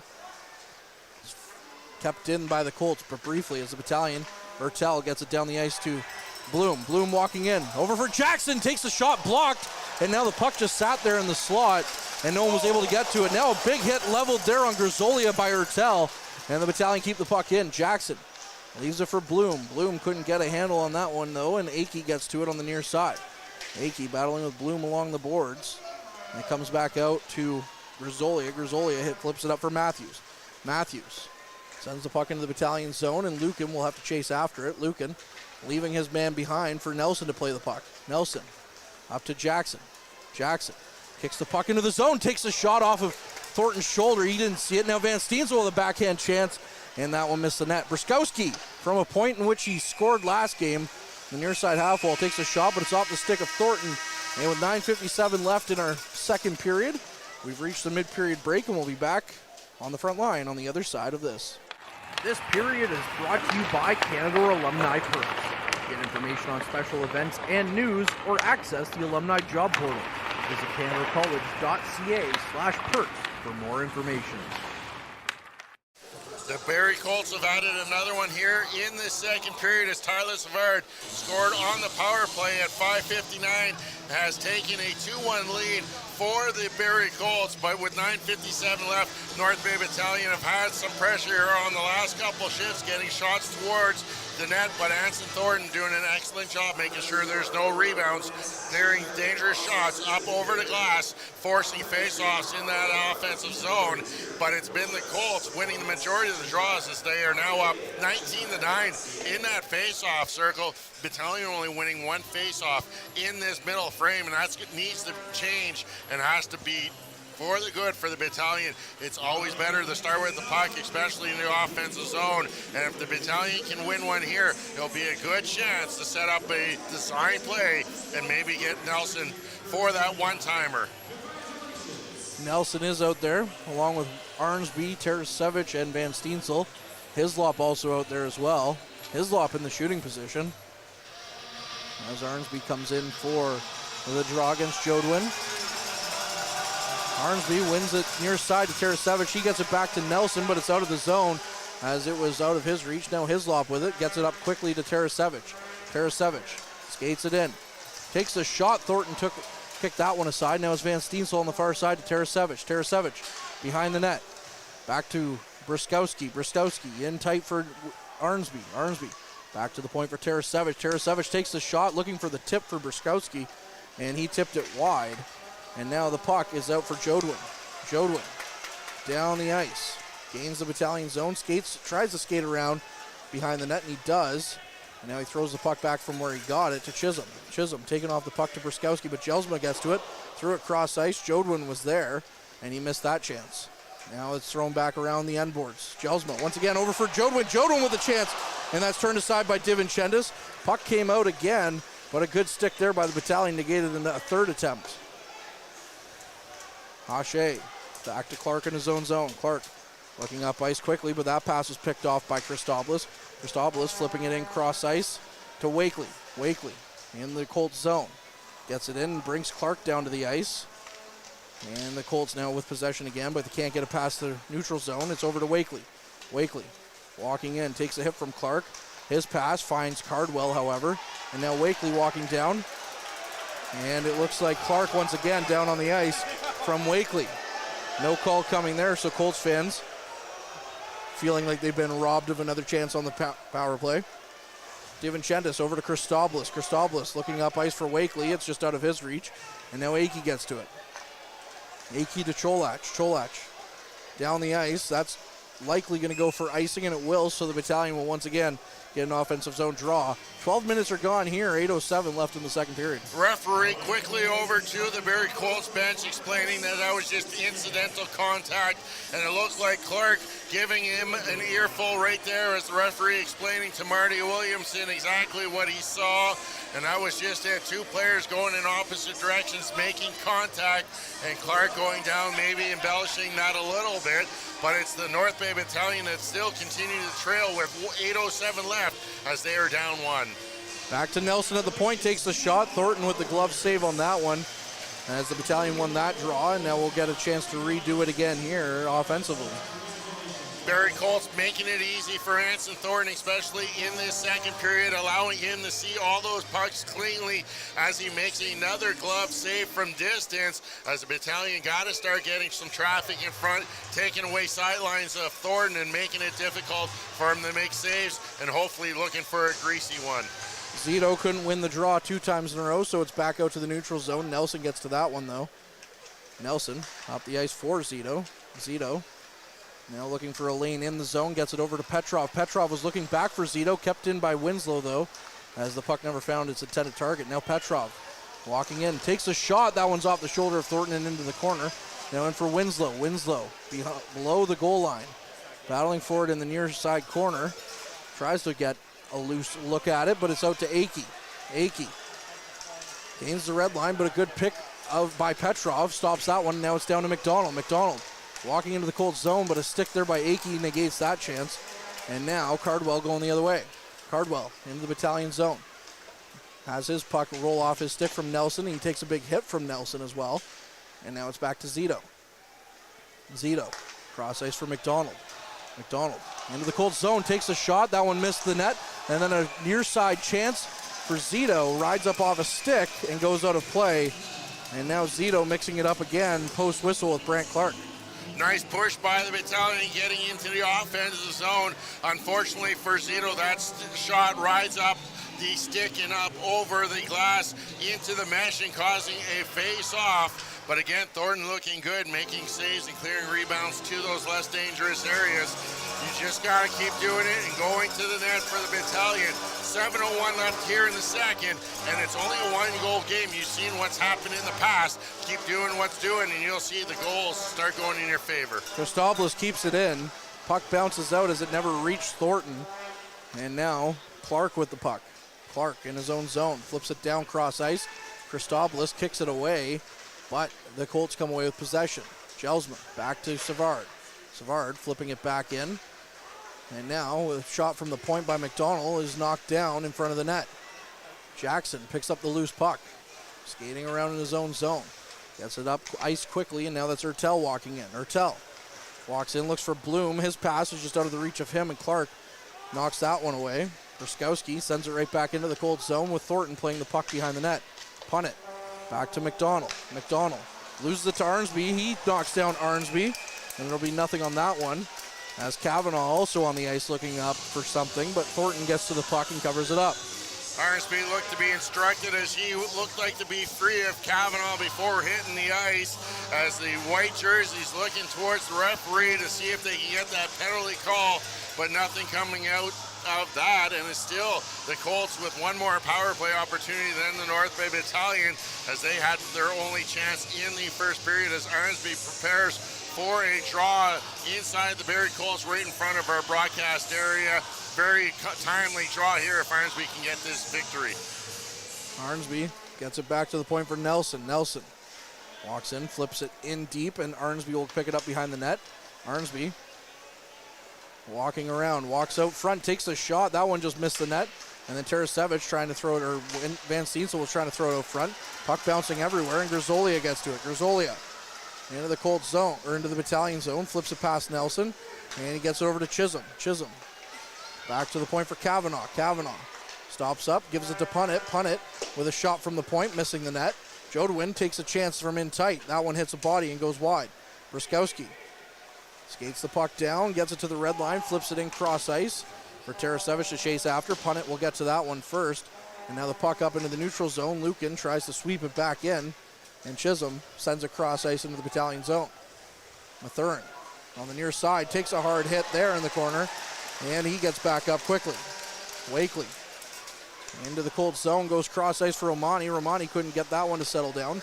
Gets it back to the point for Lukin. Lukin with a shot. That one just tipped high over the net. And now Weigel couldn't get it past Mathurin, who flips it right back in. A glove there by Cholach knocks it down. Weigel looking up ice, gets it to Matthews. Matthews over to Bowden. Bowden takes a shot. That one misses the net. And now Bloom gets to it, goes cross ice quickly for Romani. Romani skates it into the Colts zone over to Bloom. Bloom going cross ice for Wakely, and that pass missed its target. Lukin on the far side corner, battling for it. Weigel comes away with it. Weigel, his cross ice pass hit Romani. Weigel picks up the loose puck. Weigel now over to Akey. Akey, as the Colts gain the zone, now a good chance there by Weigel, turned aside by Divinchendis, as the Colts were creating something out of nothing. 4.5 minutes here left in the second period. And the puck is behind the net, and now Bowden came out in front uncontested, but that one was turned aside by Divinchendis. Romani from behind his own net. Over near side to Mathurin. Mathurin didn't expect it, so he tries to get to Wakely. Wakely gives it up to McDonald. McDonald walking and takes a shot. Divinchendis kicks that one aside. And now in deep was Jelsma. Jelsma giving it away to Petrov. Petrov now skates down into the Colts zone, skating around Hache, tries to carry the puck in, knocked off the puck. And now the Colts have numbers going the other way. Quickly into the Battalion zone. Left for Jelsma. Jelsma stops up, tries to get the pass away. He does. Divinchendis knocks that one aside. Now Winslow has it. Winslow in the far side corner. Back to Jelsma though. And the puck is back into the far side corner for Petrov to chase after. 3.5 minutes remain in the second. McDonald flipping it up and into the Colts zone. He's knocked down. No call coming on that one. As now you got to figure that the calls were going to favor the Colts at some point in this game. Punnett into the Battalion zone. Gets it knocked away by McDonald. Now Zito down the ice. Zito stops up, looking for support, takes the shot. Thornton gets a piece of that one, and he flips it up into his glove. Winslow was looking for the rebound, but Thornton stops that one. You have to think there's likely going to be a makeup call coming at some point, Derek. You would think so, and this time Thornton gives a little look at Avery Winslow as Winslow following through.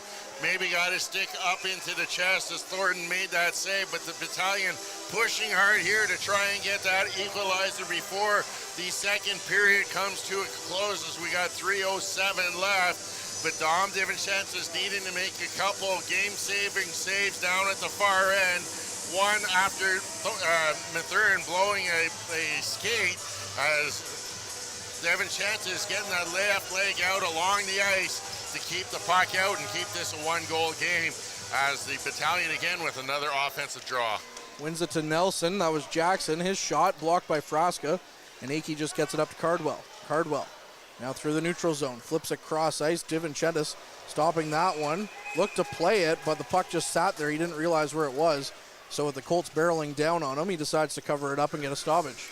Looked like Divinchendis wanted to play that out as he quickly got it down to the ice, but alertly mishandling it, knew he still had time to hop on it to get a whistle here, as the Battalion 2:54 left in the second period, outshooting the Colts 26-22, but the Colts have done an excellent job in this second period, really hemming the North Bay Battalion to the outside, not letting anything go in the way of Anson Thornton.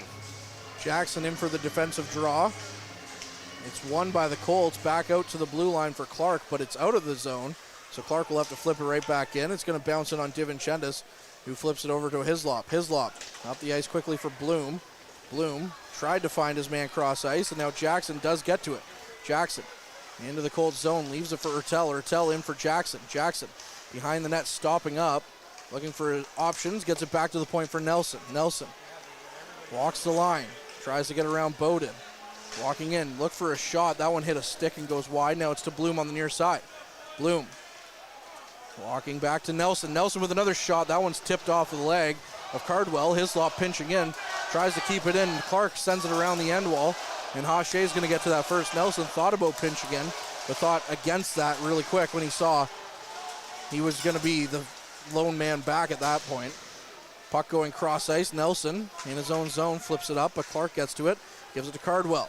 Cardwell looking for chances, now gives it to Bowden. Bowden cross ice for Cardwell. Cardwell couldn't get a shot away. Now the puck down the ice, back into the Battalion zone, but Arnsby comes away with it. Liam Arnsby into the Colts zone. Tries to muscle it behind the net, he does. As we're a minute and a half away from the end of this second period. Arnsby knocked hard into the boards. Cardwell comes and takes the puck, and now Cholach gets to it. Up to Jodwin. Jodwin taking off the puck, and that's going to be interference on Mathurin, as Jodwin would have been away on that. That's Lucan getting called for the interference play, as the puck was already free in behind them, and Lucan taking care of his player, knocks him to the ground and gets called 2 minutes for interference. And on the last power play, it was Barrie Colts capitalizing as Savard scored that power play goal to take this 2-1 lead.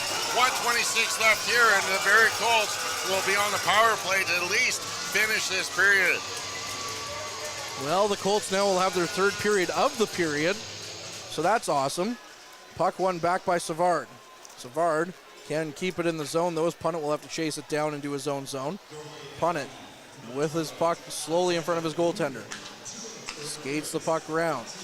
Gets it up ice to Matthews. Matthews to McDonald. McDonald slowly in, goes cross ice now.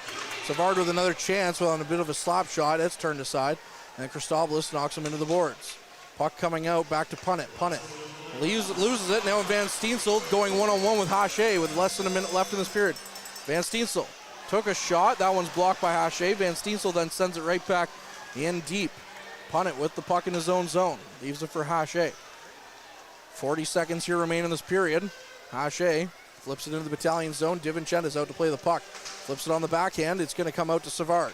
Savard quickly cross ice to McDonald. McDonald walking in. Stops up.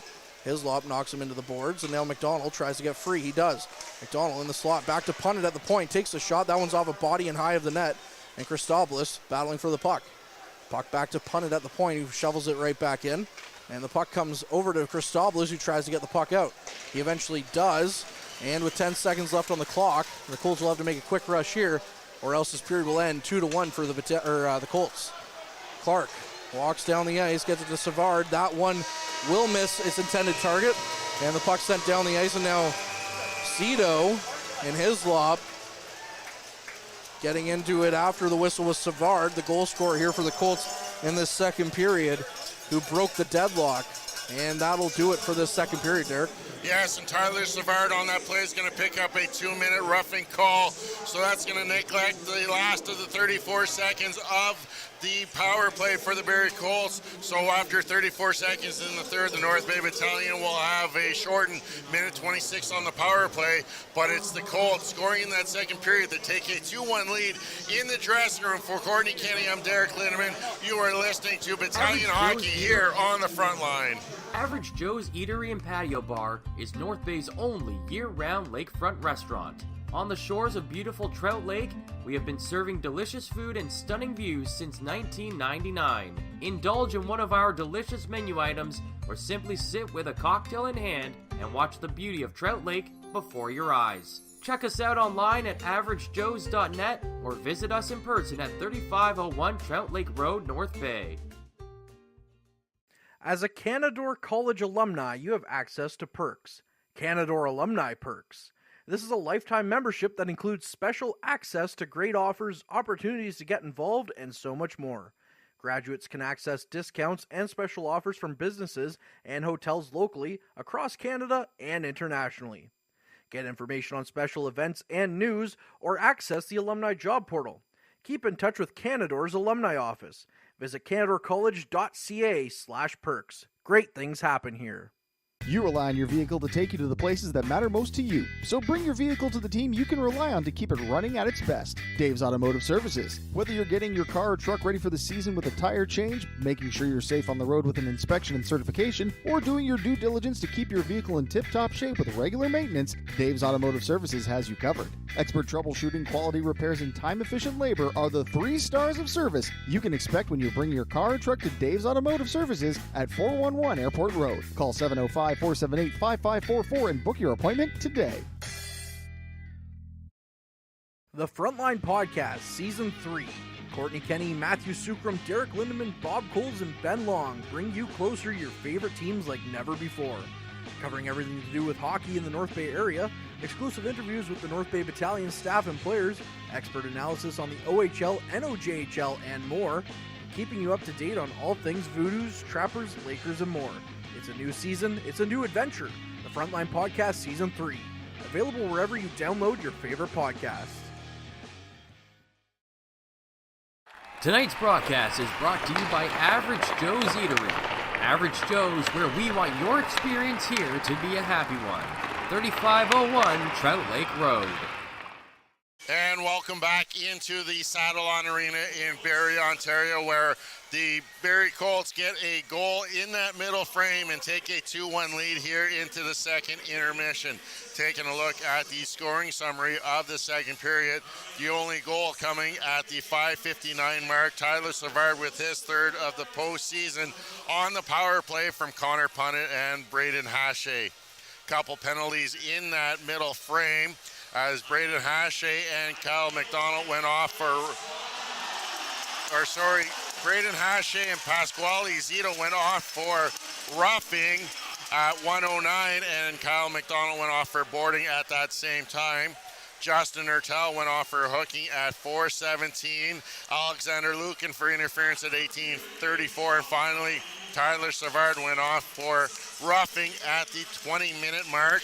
So we'll have 4-on-4 hockey for the next 34 seconds to start the third frame before the Battalion will get their second power play of the night, a minute 26 after the penalty expires to Lukin. Taking a look at power plays tonight, the Battalion still 1 for 1 on their only opportunity. Meanwhile, the Barrie Colts 1 for 3. Shots on goal through 2 periods of play. The North Bay Battalion adding 9 for a total of 26. The Colts 12 in that second for a game total of 23. Taking a look at the other Eastern Conference semifinal matchup going on tonight. Game 6 is going on in Peterborough, and currently with 17 minutes left in the third, it's the Peterborough Petes with a 5-1 lead on the Ottawa 67s. Connor Lockhart with a hat trick in that game for the Petes. Remember, it was the Ottawa 67s that came back from a 4-1 third period deficit to bring it to a game 6, as they need a big comeback here in the third period of this game 6 contest if they want to see game 7 tomorrow night back in Ottawa. Taking a look around the professional leagues tonight in the NHL playoffs. In Tampa Bay, it's the Lightning with a 3-1 lead over the Toronto Maple Leafs. That's got 5 minutes left in the second period of play. Elsewhere tonight, one other game currently underway as the Devils lead the Rangers by a score of 1-0. That game just getting underway in the third period. Later tonight, the Vegas Golden Knights are in Winnipeg to take on the Jets. That's a 9:30 start, and the Golden Knights with a 2-1 lead in that series. And the Avalanche have a 2-1 series lead as they take on the Seattle Kraken. That game scheduled for a 10 o'clock start. But 20 minutes remain in this game here in Barrie tonight as the Colts lead the Battalion by a score of 2-1. But you can't put the Battalion out of that, as we've seen them come back and score in bunches. And really, if you're looking at it, this is 20 minutes of your best hockey if you want to try and eliminate the Colts tonight. Courtney, very entertaining game. Meanwhile, the referees seem to be taken away from some of that play, calling 3 straight penalties against the North Bay Battalion. Yeah, the penalties, well, we talked about it in the pregame show about how we figured that the penalties are going to be skewed a little bit to the Colts in this one, as they were skewed to the Battalion in Game 5 in North Bay. I just didn't think it would be like 3 straight penalties in the second period there, but especially, and that's always been my argument when it comes to penalties in the playoffs, okay? If you're going to put the whistle away, great, which we think likely probably will in the third. But if there's something egregious and you call it for one side, you have to be consistent and call that on the other side. And we saw it a few times in that period where they didn't really do that. They didn't really call it on both sides. And maybe that'll change for the third, but I think the whistles go away after that penalty against Savard. Yeah, I think you kind of go away for the third and let the teams decide this play on the ice. Battalion coming out a little flat to start that third period. Don't register a shot for the first 6 minutes. Giving up that go-ahead goal by Tyler Savard, though. Yeah, not looking great on that power play opportunity as the Colts got two right back-to-back.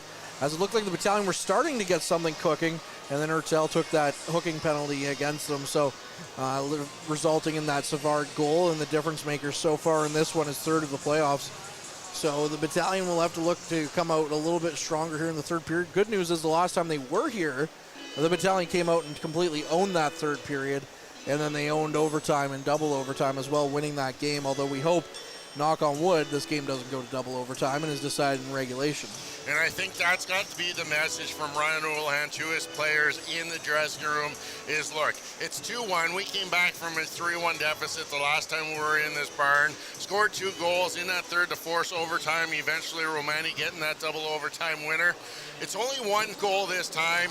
Let's get things going back to the way it is. Start trying to cause some havoc for Ensign Thornton. Take away his sidelines. Get into that dangerous area in the middle of the ice and see if we can bury one early and maybe get that second one, and let's leave this building and not have to come back here and not have to play tomorrow night back in North Bay. Game 7, 10th of the leaf scheduled now for 7 o'clock start back in North Bay. Yeah, you know what, as much as we like the friendly confines of Memorial Gardens, we'd be okay with a night off. I do need to do laundry at some point too, so tomorrow night's looking like a good night for laundry, but I'm going to start to say that some people are probably not going to like the stinky clothes that I'm wearing.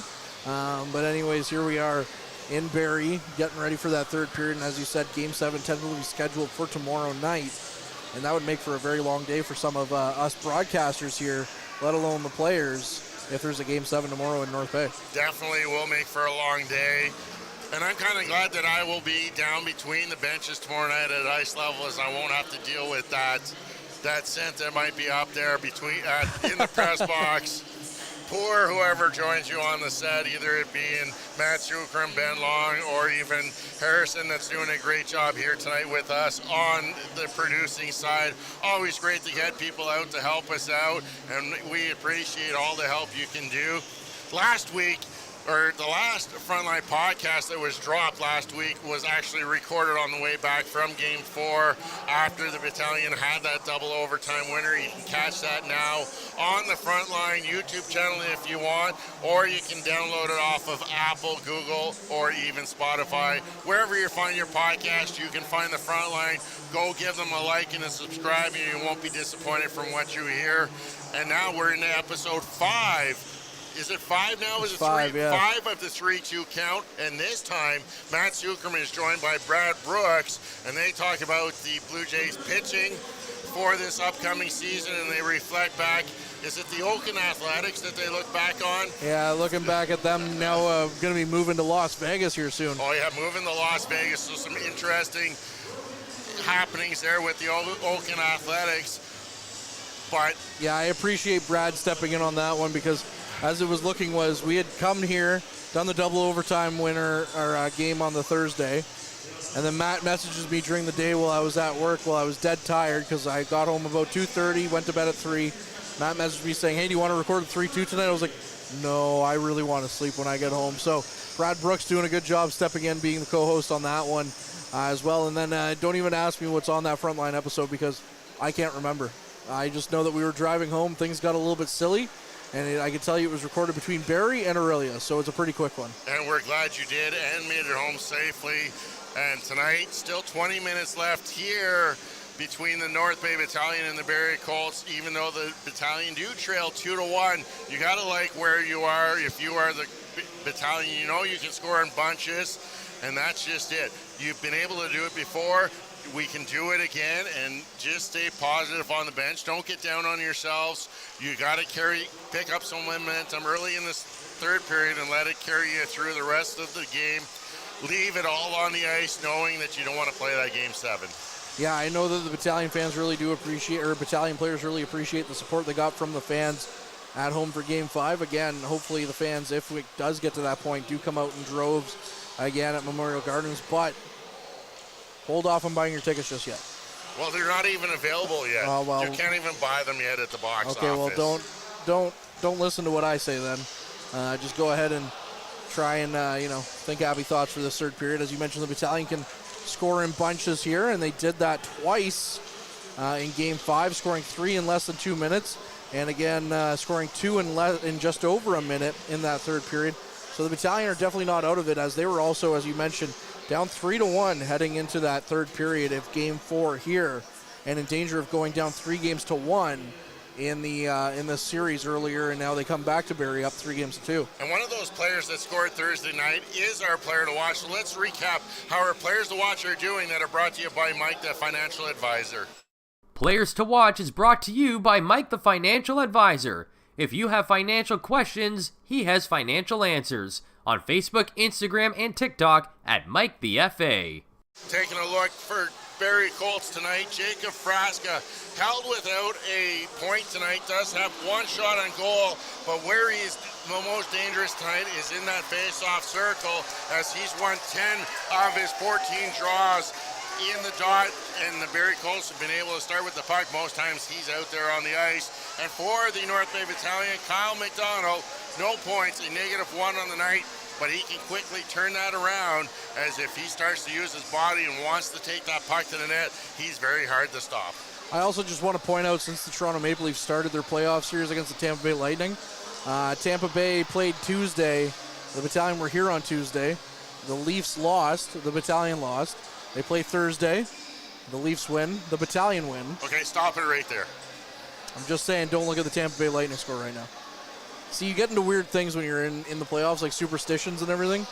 That's one of them for me right there. Just weird things like that, as we have 4 minutes, just over 4 minutes here until puck drop as well. So, as you mentioned, Kyle McDonald, a player that can really turn things around here quickly. He's been lethal all playoffs long between Mississauga and Barrie, as he's been a big thorn in this Colts team's side. And of course, they're going to want to look to try and slow him down. The Battalion will have a 1:26 man advantage at some point here early in the third period, as Lucan will have 34 seconds left to serve on his, Savard starting his penalty to start the period. But again, as we mentioned, we think likely the whistles have gone away. Certainly hope for, and one of those players I'm really going to watch out that's been having a couple opportunities tonight, Josh Bloom. He's been flying out there. He's had his feet moving. 3 shots on goal, 1 assist so far in this contest. He's a player that I think has a great opportunity to get the next goal for the North Bay Battalion and be that breakthrough player for tonight's game. If you're the North Bay Battalion, you've got to push here in the third period.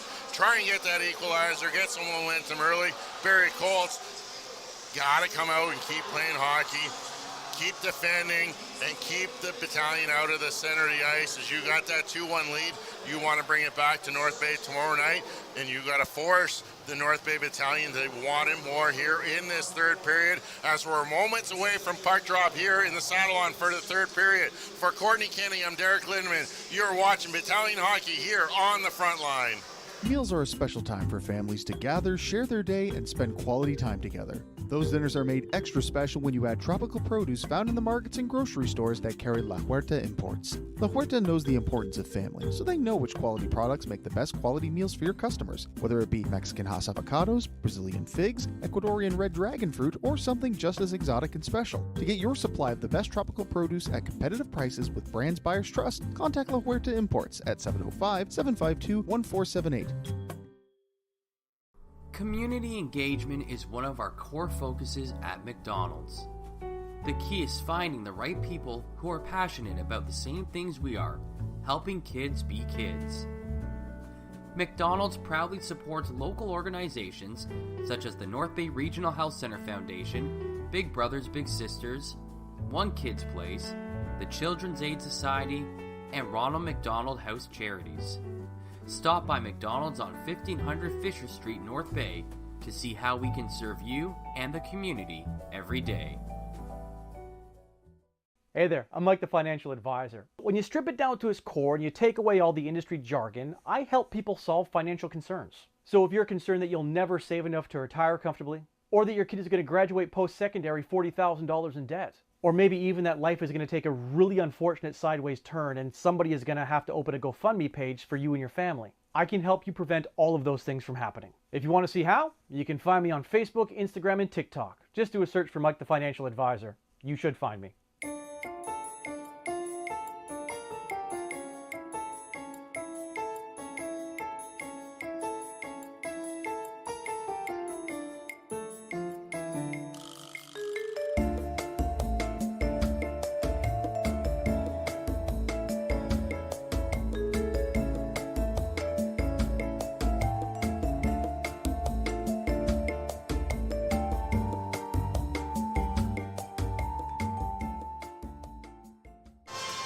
And we're back in the Sadlon Arena here for the third period of Game 6 as the North Bay Battalion trail the Barrie Colts by a score of 2-1. You are listening to Courtney Kenny, and I'm Derek Lindeman here on the Frontline YouTube channel. We thank you for joining into tonight's game, and we hope you appreciate the content that we've been able to provide you, and hopefully the battalion can capitalize here in this third period and maybe eventually come away with this deciding game as Game 6 with 20 minutes left. 1 goal difference here as we got 4-4 hockey for 34 seconds. Courtney. Thank you very much, Derek. As the battalion in their road whites will be going left to right in this period, the Colts in their home blues will be going right to left, and the battalion win it back to Christopoulos in his own zone. As mentioned, 25 seconds of 4-on-4 hockey here before the battalion will be on a shortened power play. Puck goes cross ice. Clark gets to it first in his own zone, gets it up to Cardwell. Cardwell tries to flip it back into the battalion zone. A good stick there, knocks the puck off his stick, and now Cardwell will get to it anyways in the battalion zone. A good shot on net there is turned aside by DiVincentis. Arnsby with 5 seconds left on the 4-on-4 to Hache. Hache gets it back to Clark, and Clark just skates it back into his own zone. Clark down the ice, killing some time now on the battalion power play. It's over to Nelson. Nelson flips it back around behind the net to Jackson. Minute 15 left here on the man advantage for the battalion. Ty Nelson. We're 1 for 1 already on the man advantage in this game. Leaves it for Petrov. Petrov over to Zito. Zito looking in for Petrov. Back to Zito. Zito had the puck knocked off his stick and now is behind the net for McDonald. McDonald on the near side wall, flips it out, but the battalion will have to regroup in their own zone. DiVincentis out to play it, leaves it for Nelson behind the net. Nelson skates out of his zone. Over for Jackson. Jackson quickly back to Petrov. 40 seconds left on the man advantage. Matvei Petrov walking in, leaves it for Zito, and it's knocked out of the Colts zone again. Nelson up to McDonald. McDonald gains the zone. Goes cross ice looking for Jackson. Jackson in for Petrov on the far side. Back to Jackson at the point. 20 seconds left on the man advantage. Jackson for Nelson. Back to Petrov. Petrov walking around. Goes tight for McDonald. McDonald scores! It's a Big Mac for Kyle McDonald as the battalion tie it here on the power play. You know what? That Big Mac was much better than the one I had on the way down here as Kyle McDonald strikes for his 12th of the postseason, and he's got the battalion back on level ground here. 2:47 gone in the second period, and Kyle McDonald with a great one-time finish on a beautiful feed from Jackson, and we got a ball game here with 18-13 left, Courtney. What a start to this third. As you mentioned, just under 2 minutes gone here in this third period. The battalion tied up. Kyle McDonald in Game 4 with a big power play goal to bring the battalion to within 1. Here in Game 6, a big power play goal here in the third to tie the game at 2. And the puck is quickly into the battalion zone. Cardwell knocked off the puck by Winslow. Tarasevic overskated it but leaves it for Wakely. Wakely flips it back in cross ice looking for Romani. Romani was taken off the puck by Kavanaugh. Now Bowden on the far side. Bowden tripped up, and the battalion are going to have to kill a penalty here coming up as the referees have not put away their whistles as Thornton rushes towards the bench. Punt it in his own zone. Back to Cardwell. Cardwell slowing things down as the Colts look to get their power play out here early as it kills some time off the clock here. Clark Now from his own zone, up the ice to Bowden. Bowden leaves it for Gelsma. Gelsma walking in. Twists around, doesn't like what he sees, flips it right back into the Battalion zone, and Wakely's going to get it, flip it down the ice. Nearly taking out Sean, the Battalion photographer, Buck, otherwise known as Buck, I should say, at the middle of the ice there. So the Battalion will be in the box as Dallin Wakely makes his way to the penalty box. The Colts will go on their fourth power play of the evening, 1 for 3 previously in this contest, as again they have a chance to regain that lead early on here in the third with a man advantage. Puck being dropped to the far side. It's one back to Clark. Clark walking the line, sends it in for Gelsma. Gelsma in front, all alone in front. That was Frasca. He had all the time in the world, and he put it over the net. Now the puck coming to Van Steensel. He winds up and sends it down the ice. Thornton stopping that behind his net, and Clark will come and get that as the puck is in to the no-play zone. Clark down the ice into the Battalion zone, gets it past Lucan, and he's into the corner, gets it up, but Arnsby flips it up and over Gelsma, and the puck will go down the ice into the Colts zone with 1.5 minutes left on these man advantage for the Colts. Colts are going to have to look back on that if they can't come away here with a win, as Frasca was all alone for 2 seconds in front of DiVincentis. Akey got it over to Gelsma. Now it's out front for Clark. Clark walking in, takes the shot, kicked aside by DiVincentis. Cardwell kept it in. As the Battalion tried to clear it away, Akey cross ice to Clark. Clark cross ice to Cardwell. Good chance there as Colts fans were standing up looking for the goal, but DiVincentis with a big glove save on that one. 60 seconds gone on this penalty to Dallin Wakely, and you got to thank Dom DiVincentis for this still being on the level ground, as not only does he outweigh Jordan Frasca there just seconds ago, but he makes a big glove save coming from his left to right to take away that one-timer. Brant Clark set that beautiful pass on a platter, but Dom DiVincentis, the better, taking that shot away. Hache walking the line to punt it. Punt it back to Hache as they play pitch and catch. Hache in tight for Savard. Savard goes cross ice looking for Matthews on the doorstep, and that was negated there by a good stick by the Battalion, and punt it will have to chase after it. Have to keep an eye out. Haven't seen Ty York out on the ice since that hit either in that second period. Usually out on the second man advantage. Punt it. Walks into the Battalion zone. McDonald nearly tripped up, but he gets the puck in deep for punt it. Punt it. Looking for options, goes back to the point for Hache. Hache just kept the puck in with 20 seconds left on the man advantage. Hache in deep for Van Steensel. Van Steensel got a good stick on it and flips it down to the neutral zone, but Hache keeps it on it. Yeah, don't even see York there on the bench of the Colts. Van Steensel, so the Colts down a man here this third period. Flips it down the ice for Thornton. 5 seconds left here on the man advantage. Wakely about to rejoin the play. Puck into the Battalion zone as Clark was looking for it, and Mathurin tried to spring Bloom. Bloom now into the Colts zone, gets to it. Ertel tried to keep it in. Now Mathurin pinching, loses the puck. McDonald now in tight, or in deep into the Battalion zone with a shot. That was kept in by Clark as it hit the end boards and bounced out. Chisholm behind the net, battling with Hislop.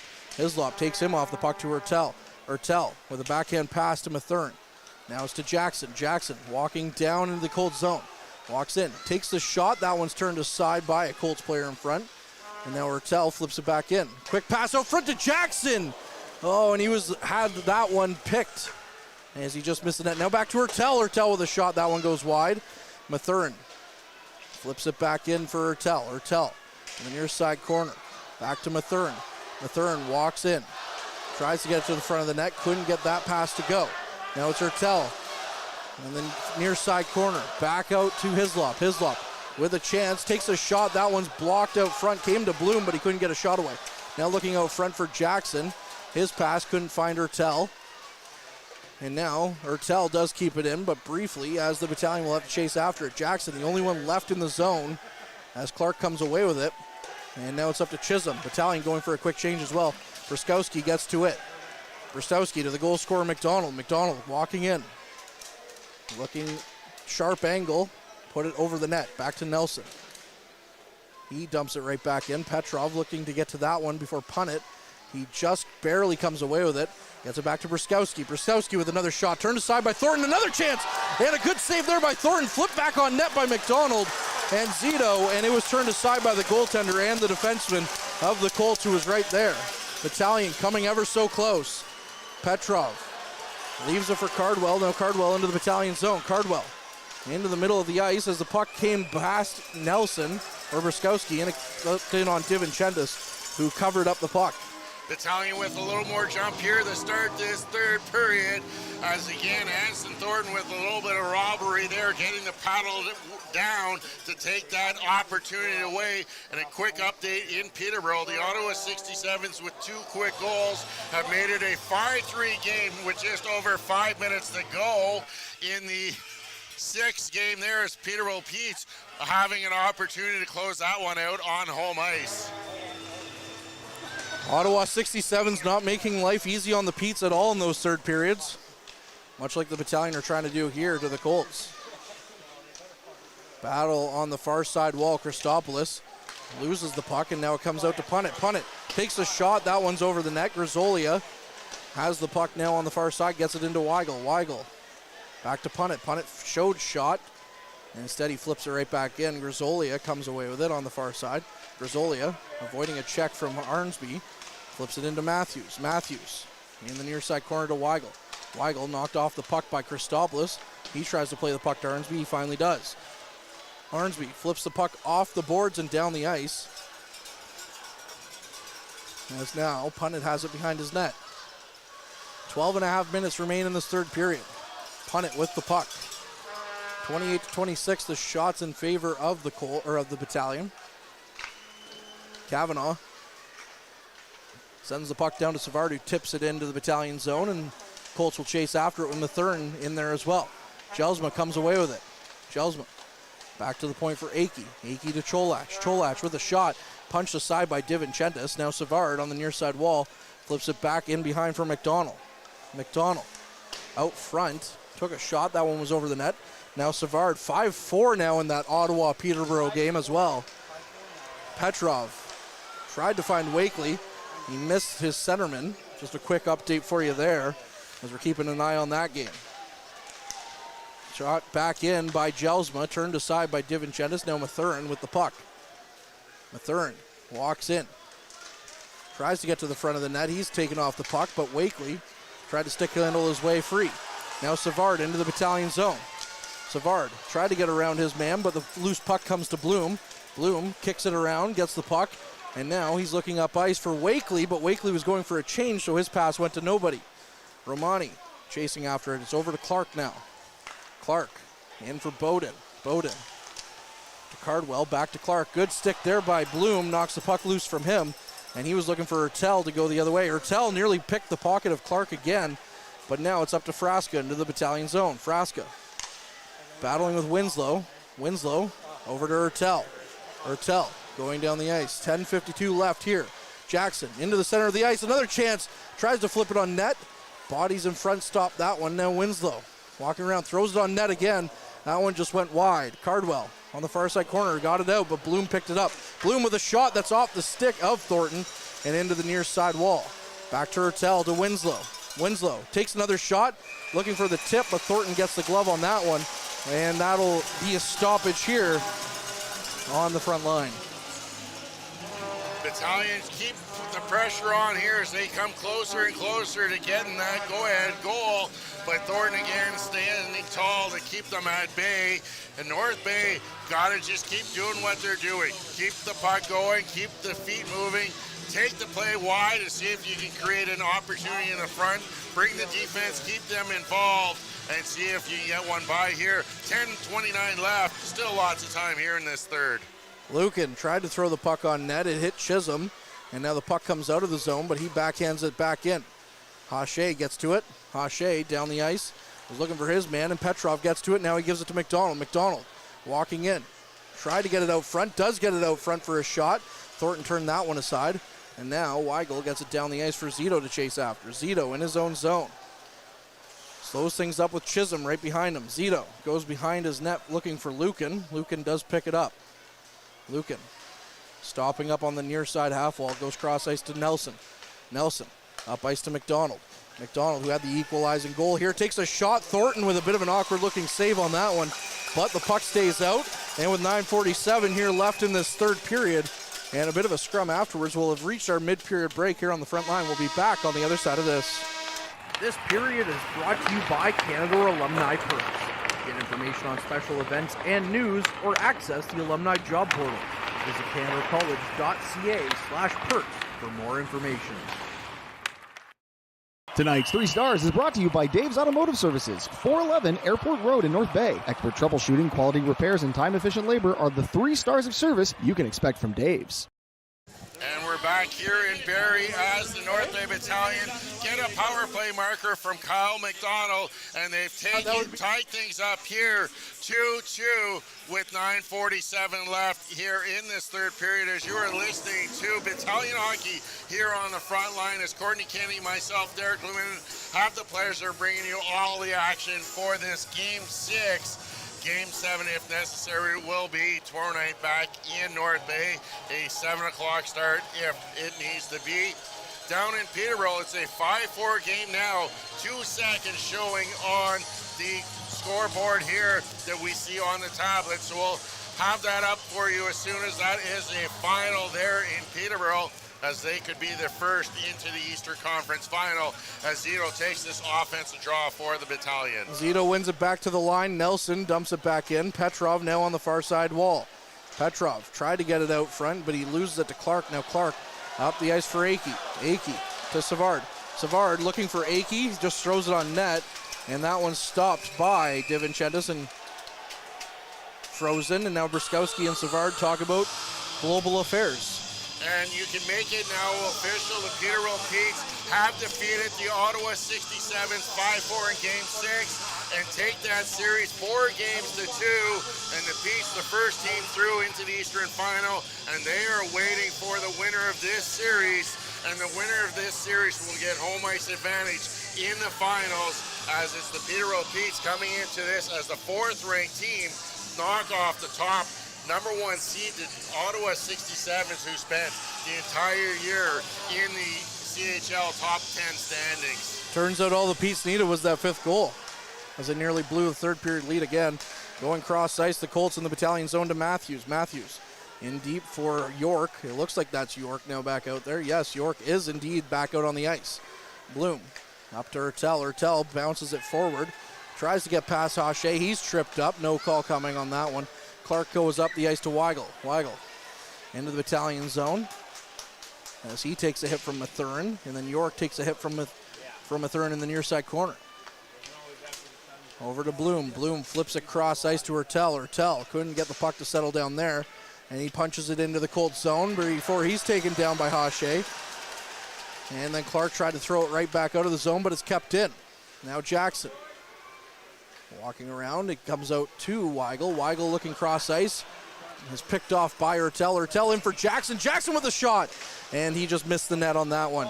Christopoulos over to Winslow. Winslow looking to go up ice. It's to Tarasevich. Tarasevich cross ice quickly now. Walking in is Bloom. Bloom with a little hesitation there. Took the shot. It's off the stick of Punnett and going to be frozen by Thornton. That's the second time in this period where Kyle Jackson has a good look on goal. This time trying to go glove side on Thornton, just misses the net. As again, turnovers in the neutral zone, this time coming just outside the Colts blue line, have led for good offensive chances for the North Bay Battalion. Tides seem to be turning here, and the momentum starting to swing the way of the Battalion. Van Steensel behind the net, tried to get it out. Or tried to get it to keep the puck in. And now Cardwell gets it deep into the Battalion territory, battling for it with Arnsby. The 2 number 11s collide in the near side corner. Arnsby tight against the boards with the puck. Look to get it up ice for Tarasevich. Tarasevich flips it back for Arnsby, who then flips it back for Winslow. Winslow continues the train going along the boards, gets it to Christopoulos. Christopoulos now battling for it again with Winslow. Christopoulos comes away with it. Christopoulos lost it to Cardwell, but Cardwell's pass attempt goes out of the zone, and Kavanaugh gets to it in the neutral zone. Back down into the neutral zone. Arnsby looked to fight for it. Now it's Van Steensel. Van Steensel walking in, takes a shot, and Thornton stops that one. Bit of a weird bounce off the end boards as well. Came out front, but Thornton covers it up. Yeah, a little bit of a bounce there off the end boards. Battalion at the end of the shift as Van Steensel, not much left in the tank there. Sends it off the boards, and Thornton will hold on to that. But the dangerous line now, Wakely, Bloom, and Romani out there. Bloom getting double shifted here. Let's see if he can do something here with a little bit of mismatch in the favor of the Battalion in lines. Wakely looking for the draw against Grisolia. On the far side of the Colts zone. Wakely wins it, gets it back, but Cholach was there to cover off the pass attempt. Puck now sent down to the Battalion zone. Lucan will get to it, no icing there, as Lucan now plays the puck in his own zone. Lucan down to one knee, gets it to Bloom. Bloom flips it off the glass, and it's out to Cholach. Cholach in. Nelson pinching up, loses it. Now Grisolia walking in, trying to stop up. Lucan with a good skate there, knocked the puck away from him. Nelson down to Cholach. It's kept in. Cholach shot from the point is blockered aside by DiVincentis. Nelson battling on the near side wall again. Bloom comes in for her. Wakely comes in for help. And now Jodwin comes away with it, shoots it on net, kicked aside by DiVincentis. And another attempt there is knocked up into the glass, and now it's behind the net. Out to Bloom. Bloom on the far side wall. Walking down the ice. Looking for options. Flips it over to Wakely.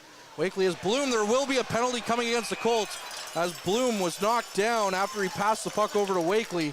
So with 6:33 left on the clock, the Battalion, who are already 2 for 2 on the power play, will go back to the man advantage here with Jodwin going to the box. Yeah, it's Rodnick Jodwin going to the penalty box, so the Battalion will get their third opportunity on the man advantage tonight. 2 for 2, both of their goals coming on the power play, so this is a great opportunity with 6:33 left here to see if they can take the lead as the number 1 unit comes out for Ryan Houlihan, and the troops here face off coming to the glove hand side of Anson Thornton. It's going to be Jackson taking the draw against Frasca of the Barrie Colts. A good job chance here now for the troops. One back. And that's going to be Hache who sends the puck down the ice. DiVincentis out to play it. Leaving it behind his net for Nelson. Nelson, as it's a high sticking call against Bloom from Jodwin. Jackson gains the zone, flips it around the end wall. McDonald chasing after it. Leaves it for Petrov. Petrov tried to get it back in deep, and now it's up to Clark. Clark out of the zone. Clark back to the point for Frasca. Frasca with a shot. That one's blocked in front, and now Nelson gains the puck in his own zone. Left for Zito. Sent back in. Clark with a good chance trying to keep it back in, as now it's battling with Petrov. Petrov walking in. The Battalion have a quick 2-on-1, but the Colts coming back quickly. Petrov with another shot, and that one's blocked aside. Zito deep in the Colts zone, battling along the end wards, throws it around the end wall to Petrov. Petrov at the point, back to Nelson. Nelson going cross ice for Jackson. Jackson left to Nelson. Nelson over to Petrov. Petrov back to Nelson. Nelson looking for options. 60 seconds gone here on the man advantage. Jackson walking in, takes a shot. That one's blocked. Nelson back at the point. Switches sides with Petrov. Walks over. Gets it in for Jackson. Jackson leaves it for Petrov at the top of the point. Petrov to the far side for Nelson. Nelson back to Petrov at the top. Now in tight. Nelson has to battle for it and get it back over to McDonald. Nelson with the puck flips it back in for Zito. 30 seconds left on the man advantage. Zito to Jackson. Jackson flipping it back in for Zito. Zito picks it up. Goes for a skate with it. Zito walking in. Takes a shot. That one just missed the glove side of Thornton. And then the rebound comes out. Thornton grabs it, and we'll get a stoppage here with 22 seconds left. Battalion with almost full control in the offense zone in the final 48 seconds of this power play, and only getting one shot on goal. They weren't able to get that one-timer set up that they've been able to capitalize on numerous times. Colts doing a good job allowing the Battalion just to send that around on the outside. Battalion still 22 seconds left on this power play as they bring out the second unit now. Wakely in for the draw. And it's one back to the Colts, who flip it down the ice. Lucan tried to keep it in, and is sent down for DiVincentis. DiVincentis leaves it in the corner for Winslow. And Winslow picks it up. 10 seconds, I should say, left on the man advantage here. Winslow slowly up from his own zone. Winslow gains the red line. Gains into the Colts zone as he's just going to skate right in. Now he's in deep. Winslow tries to walk around. Now it's Ertel behind the net to Romani. Ertel tries to pass it out to Romani. Ertel tripped up. No call coming on that one as Wakely Gets the puck in his own zone. We're back to 5-on-5 hockey with 4 minutes and 20 seconds left here in this third period. Romani chips the puck in for Ertel. Ertel taken hard into the boards by Punnett. And the puck comes over to the Colts for Beaudoin. Beaudoin knocked down, and Romani tries to keep the puck from his own zone. Battling along the Battalion bench, it comes to Arnsby. Arnsby flips it over to Hislop. Hislop cross ice for Lucan. Lucan down the ice, and that's going to be Punnett who stops it up and gives it to York. Now Lucan just flips it back. York will get to it again. Beaudoin to Cardwell. The puck comes out of the Battalion zone. Van Steensel trying to kick it back to his players. Gets it to Arnsby. Arnsby cross ice to Lucan. 3:40 left here in this third period. Is sent down the ice. Thornton out to play it. It comes out to York. York looking up ice. Gets it down to Beaudoin. Beaudoin walking in. Walks across the slot, or across the top of the point. Takes the shot. Now Hislop up to Tarasevic. Tarasevic. He's knocked down. Nothing coming on that one either. As now it's over into the near side for Weigel. Weigel behind the net. Clark up to York. York flipping it into the Battalion zone. And Christopoulos battling with Matthews now behind the net to Mathurin. Mathurin's pass out front is kept in, but not for long, as is Petrov now going the other way. Petrov gains the zone, leaves it for Zito. Back to Petrov. Petrov throwing it on net, looking for McDonald, who tried to tip it on goal, and that one went over the net. Hache now from behind his net, flips it back around.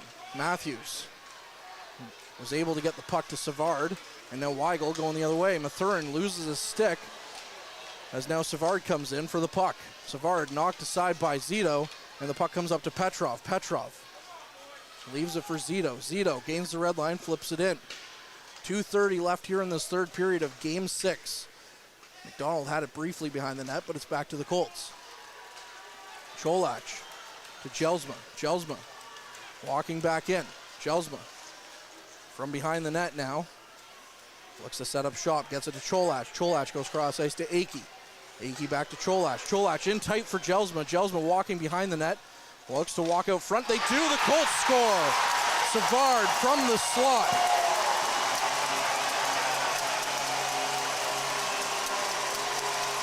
Tyler Savard with his second of the game, sixth of the postseason, gives the Barrie Colts the lead with 2:04 left in this third period, as he just gets a stick on that puck to redirect it in the back of the net past DiVincentis, and the Colts regain that lead with just a minute or 124 seconds left on the clock as they look to extend this to a Game 7 tomorrow night. Of course it had to be Savard, right? 2:04 left in this third period. 3-2 Colts lead. Battalion had a power play. They couldn't get a goal. And Savard comes back and scores. Now it's up to Winslow. Winslow gets it down to the Colts zone. Clark flips it right back in to the Battalion zone, and Christopoulos battles for it. Christopoulos now is a sharp angle shot turned aside, and it's back out to the point for Hache. Jackson. Jackson in for Ertel. Ertel goes cross ice for Christopoulos. Down for Bloom. Bloom flips the puck into the Colts zone. 1:40 here left in this period. Now back to Christopoulos. Christopoulos over to Winslow. Winslow flipping it back in, as we'll see when DiVincentis is pulled. Back to Christopoulos. Christopoulos can't keep the line, as now the fans seem to come alive here now that they have a winner to cheer for, as it's now in deep for Clark to Hache. Hache up the ice for Cardwell. Cardwell with 1:15 left here in this third period, shoots the puck in on DiVincentis. He stops that one, and we'll get another stoppage here. With 1:13 left, we'll have to wait and see if Ryan Oldham elects to use his timeout or save it till a little later on in this contest, hoping to get another face-off maybe down in the offensive zone. But it's going to be the Barrie Colts now taking the timeout first. So with 1:13 here to play, the Barrie Colts will use their timeout, as the North Bay Battalion will need to look at drawing up some way to get back on level ground here, as the Colts just seconds ago take a 3-2 lead. Game 7 looking ever more likely now here from North Bay tomorrow. 7 o'clock, Tuesday night from the Gardens. We'll have that here on the Frontline YouTube channel, as we'll wait and see when it is defined for sure. still a minute 3 left here in this contest as we prepare for a defensive face-off in the left, to the left of Dom DiVincentis. Out for the battalion, you got Nelson, Cito, McDonald, Winslow, and Petrov will be the 5 to start on the ice with 73 seconds left on the clock.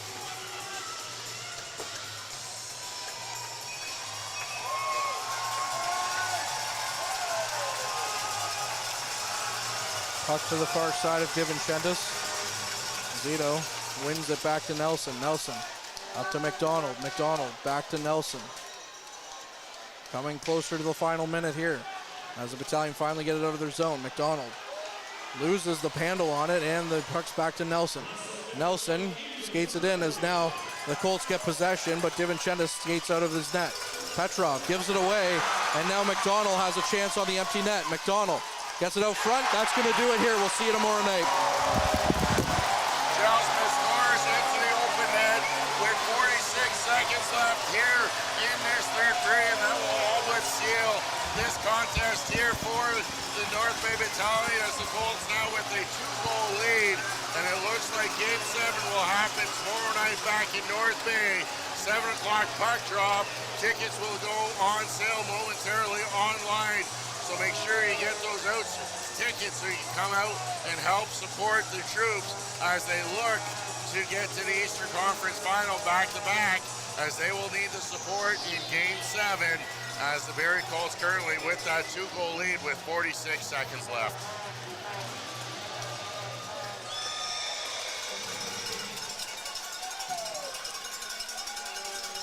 Puck sent down to the neutral zone. Cardwell gets to it, and he's just going to bring it back into his own zone. Back to Clark. Clark to Hache.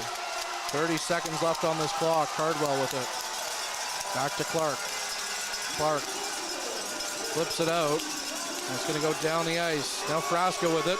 Takes a shot, turned aside by DiVincentis. As now, we're going to see another, looks like Mathurin arguing a call here. Yeah, not happy with Frasca as he fired that puck on goal after the whistle had blown for that offside. As Mathurin not happy with Frasca taking that shot, as the battalion will take the goaltender out again with 17.5 seconds. This offensive face-off coming to the right-hand side of Anson Thornton.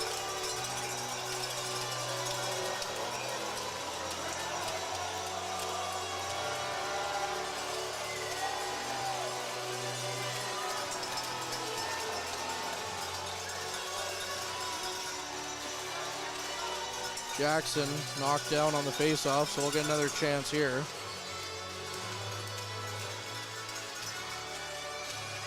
Back to Nelson. Nelson with a shot. That one's turned aside.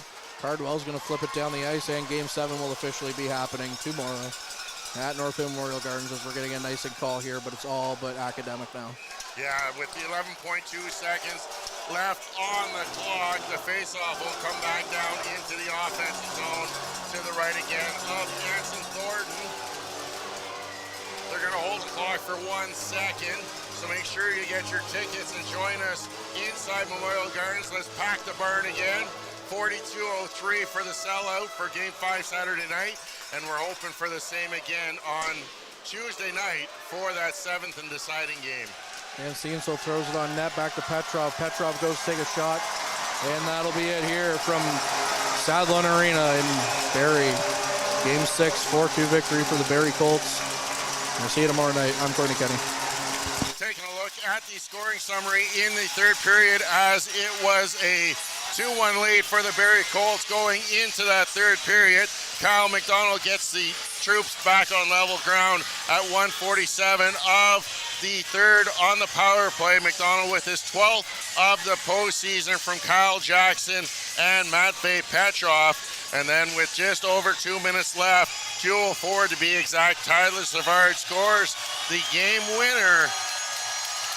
And Bo Jelsma adds his 4th of the postseason into the open net to make it a 4-2 final as Brant Clark a little bit more going after trainer Andrew Sachiku right in his face after the victory. So we'll have to wait and see how things are handled tomorrow night in North Bay. Just waiting here now for your 3 stars of tonight's game before we initially shut this down. But again, Game 7 will be back in North Bay tomorrow evening, 7 o'clock. You can catch it again on the Frontline YouTube channel if you can't make it to the rink to watch it in person. As last game, Game 5, was a sellout in North Bay for Game 5. Hoping for the same again tomorrow night in Game 7. As the large contingency of fans that made its way down, I hope all of them have a safe and good travel back and see them all out again tomorrow for the conclusion of this series. The Peterborough Petes clinching their series as they knocked off the Ottawa 67s in 6 games, winning tonight 5-4 on home ice as the 67s with 3 goals in that third period to make it an interesting game again. But again, the final there, 5-4 in the Peterborough Petes, waiting for the winner of this series, which will get underway more than likely Friday or Sunday, as we're going to get the 3 stars announced momentarily down at ice level. Tonight's 3 stars is brought to you by Dave's Automotive Services, 411 Airport Road in North Bay. Expert troubleshooting, quality repairs, and time-efficient labor are the 3 stars of service you can expect from Dave's. The stars just getting ready to come out as they will receive a certificate from some minor hockey players here in Barrie as they make their way out to center ice now. And the 3rd star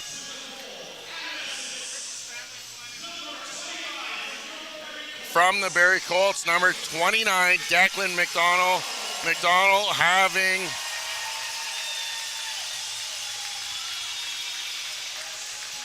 one goal in the game. He had that second goal of the opening goal for the Barrie Colts.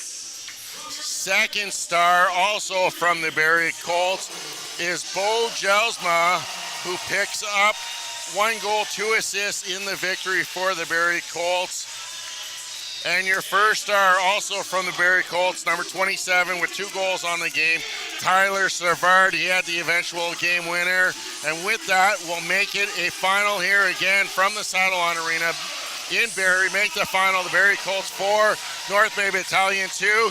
Evening up this series at 3 games apiece. Game 7 tomorrow night in North Bay, 7 o'clock start. You can catch it beginning with the pregame show at 6:50.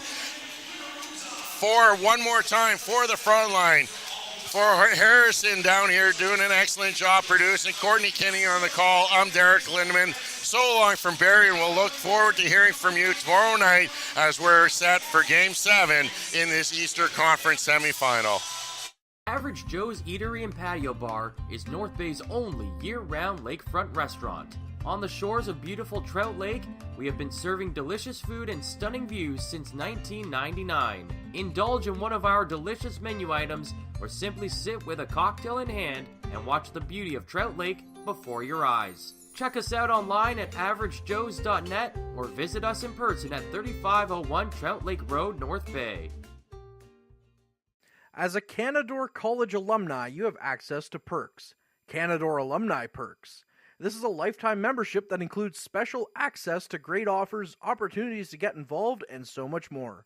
Graduates can access discounts and special offers from businesses and hotels locally, across Canada, and internationally.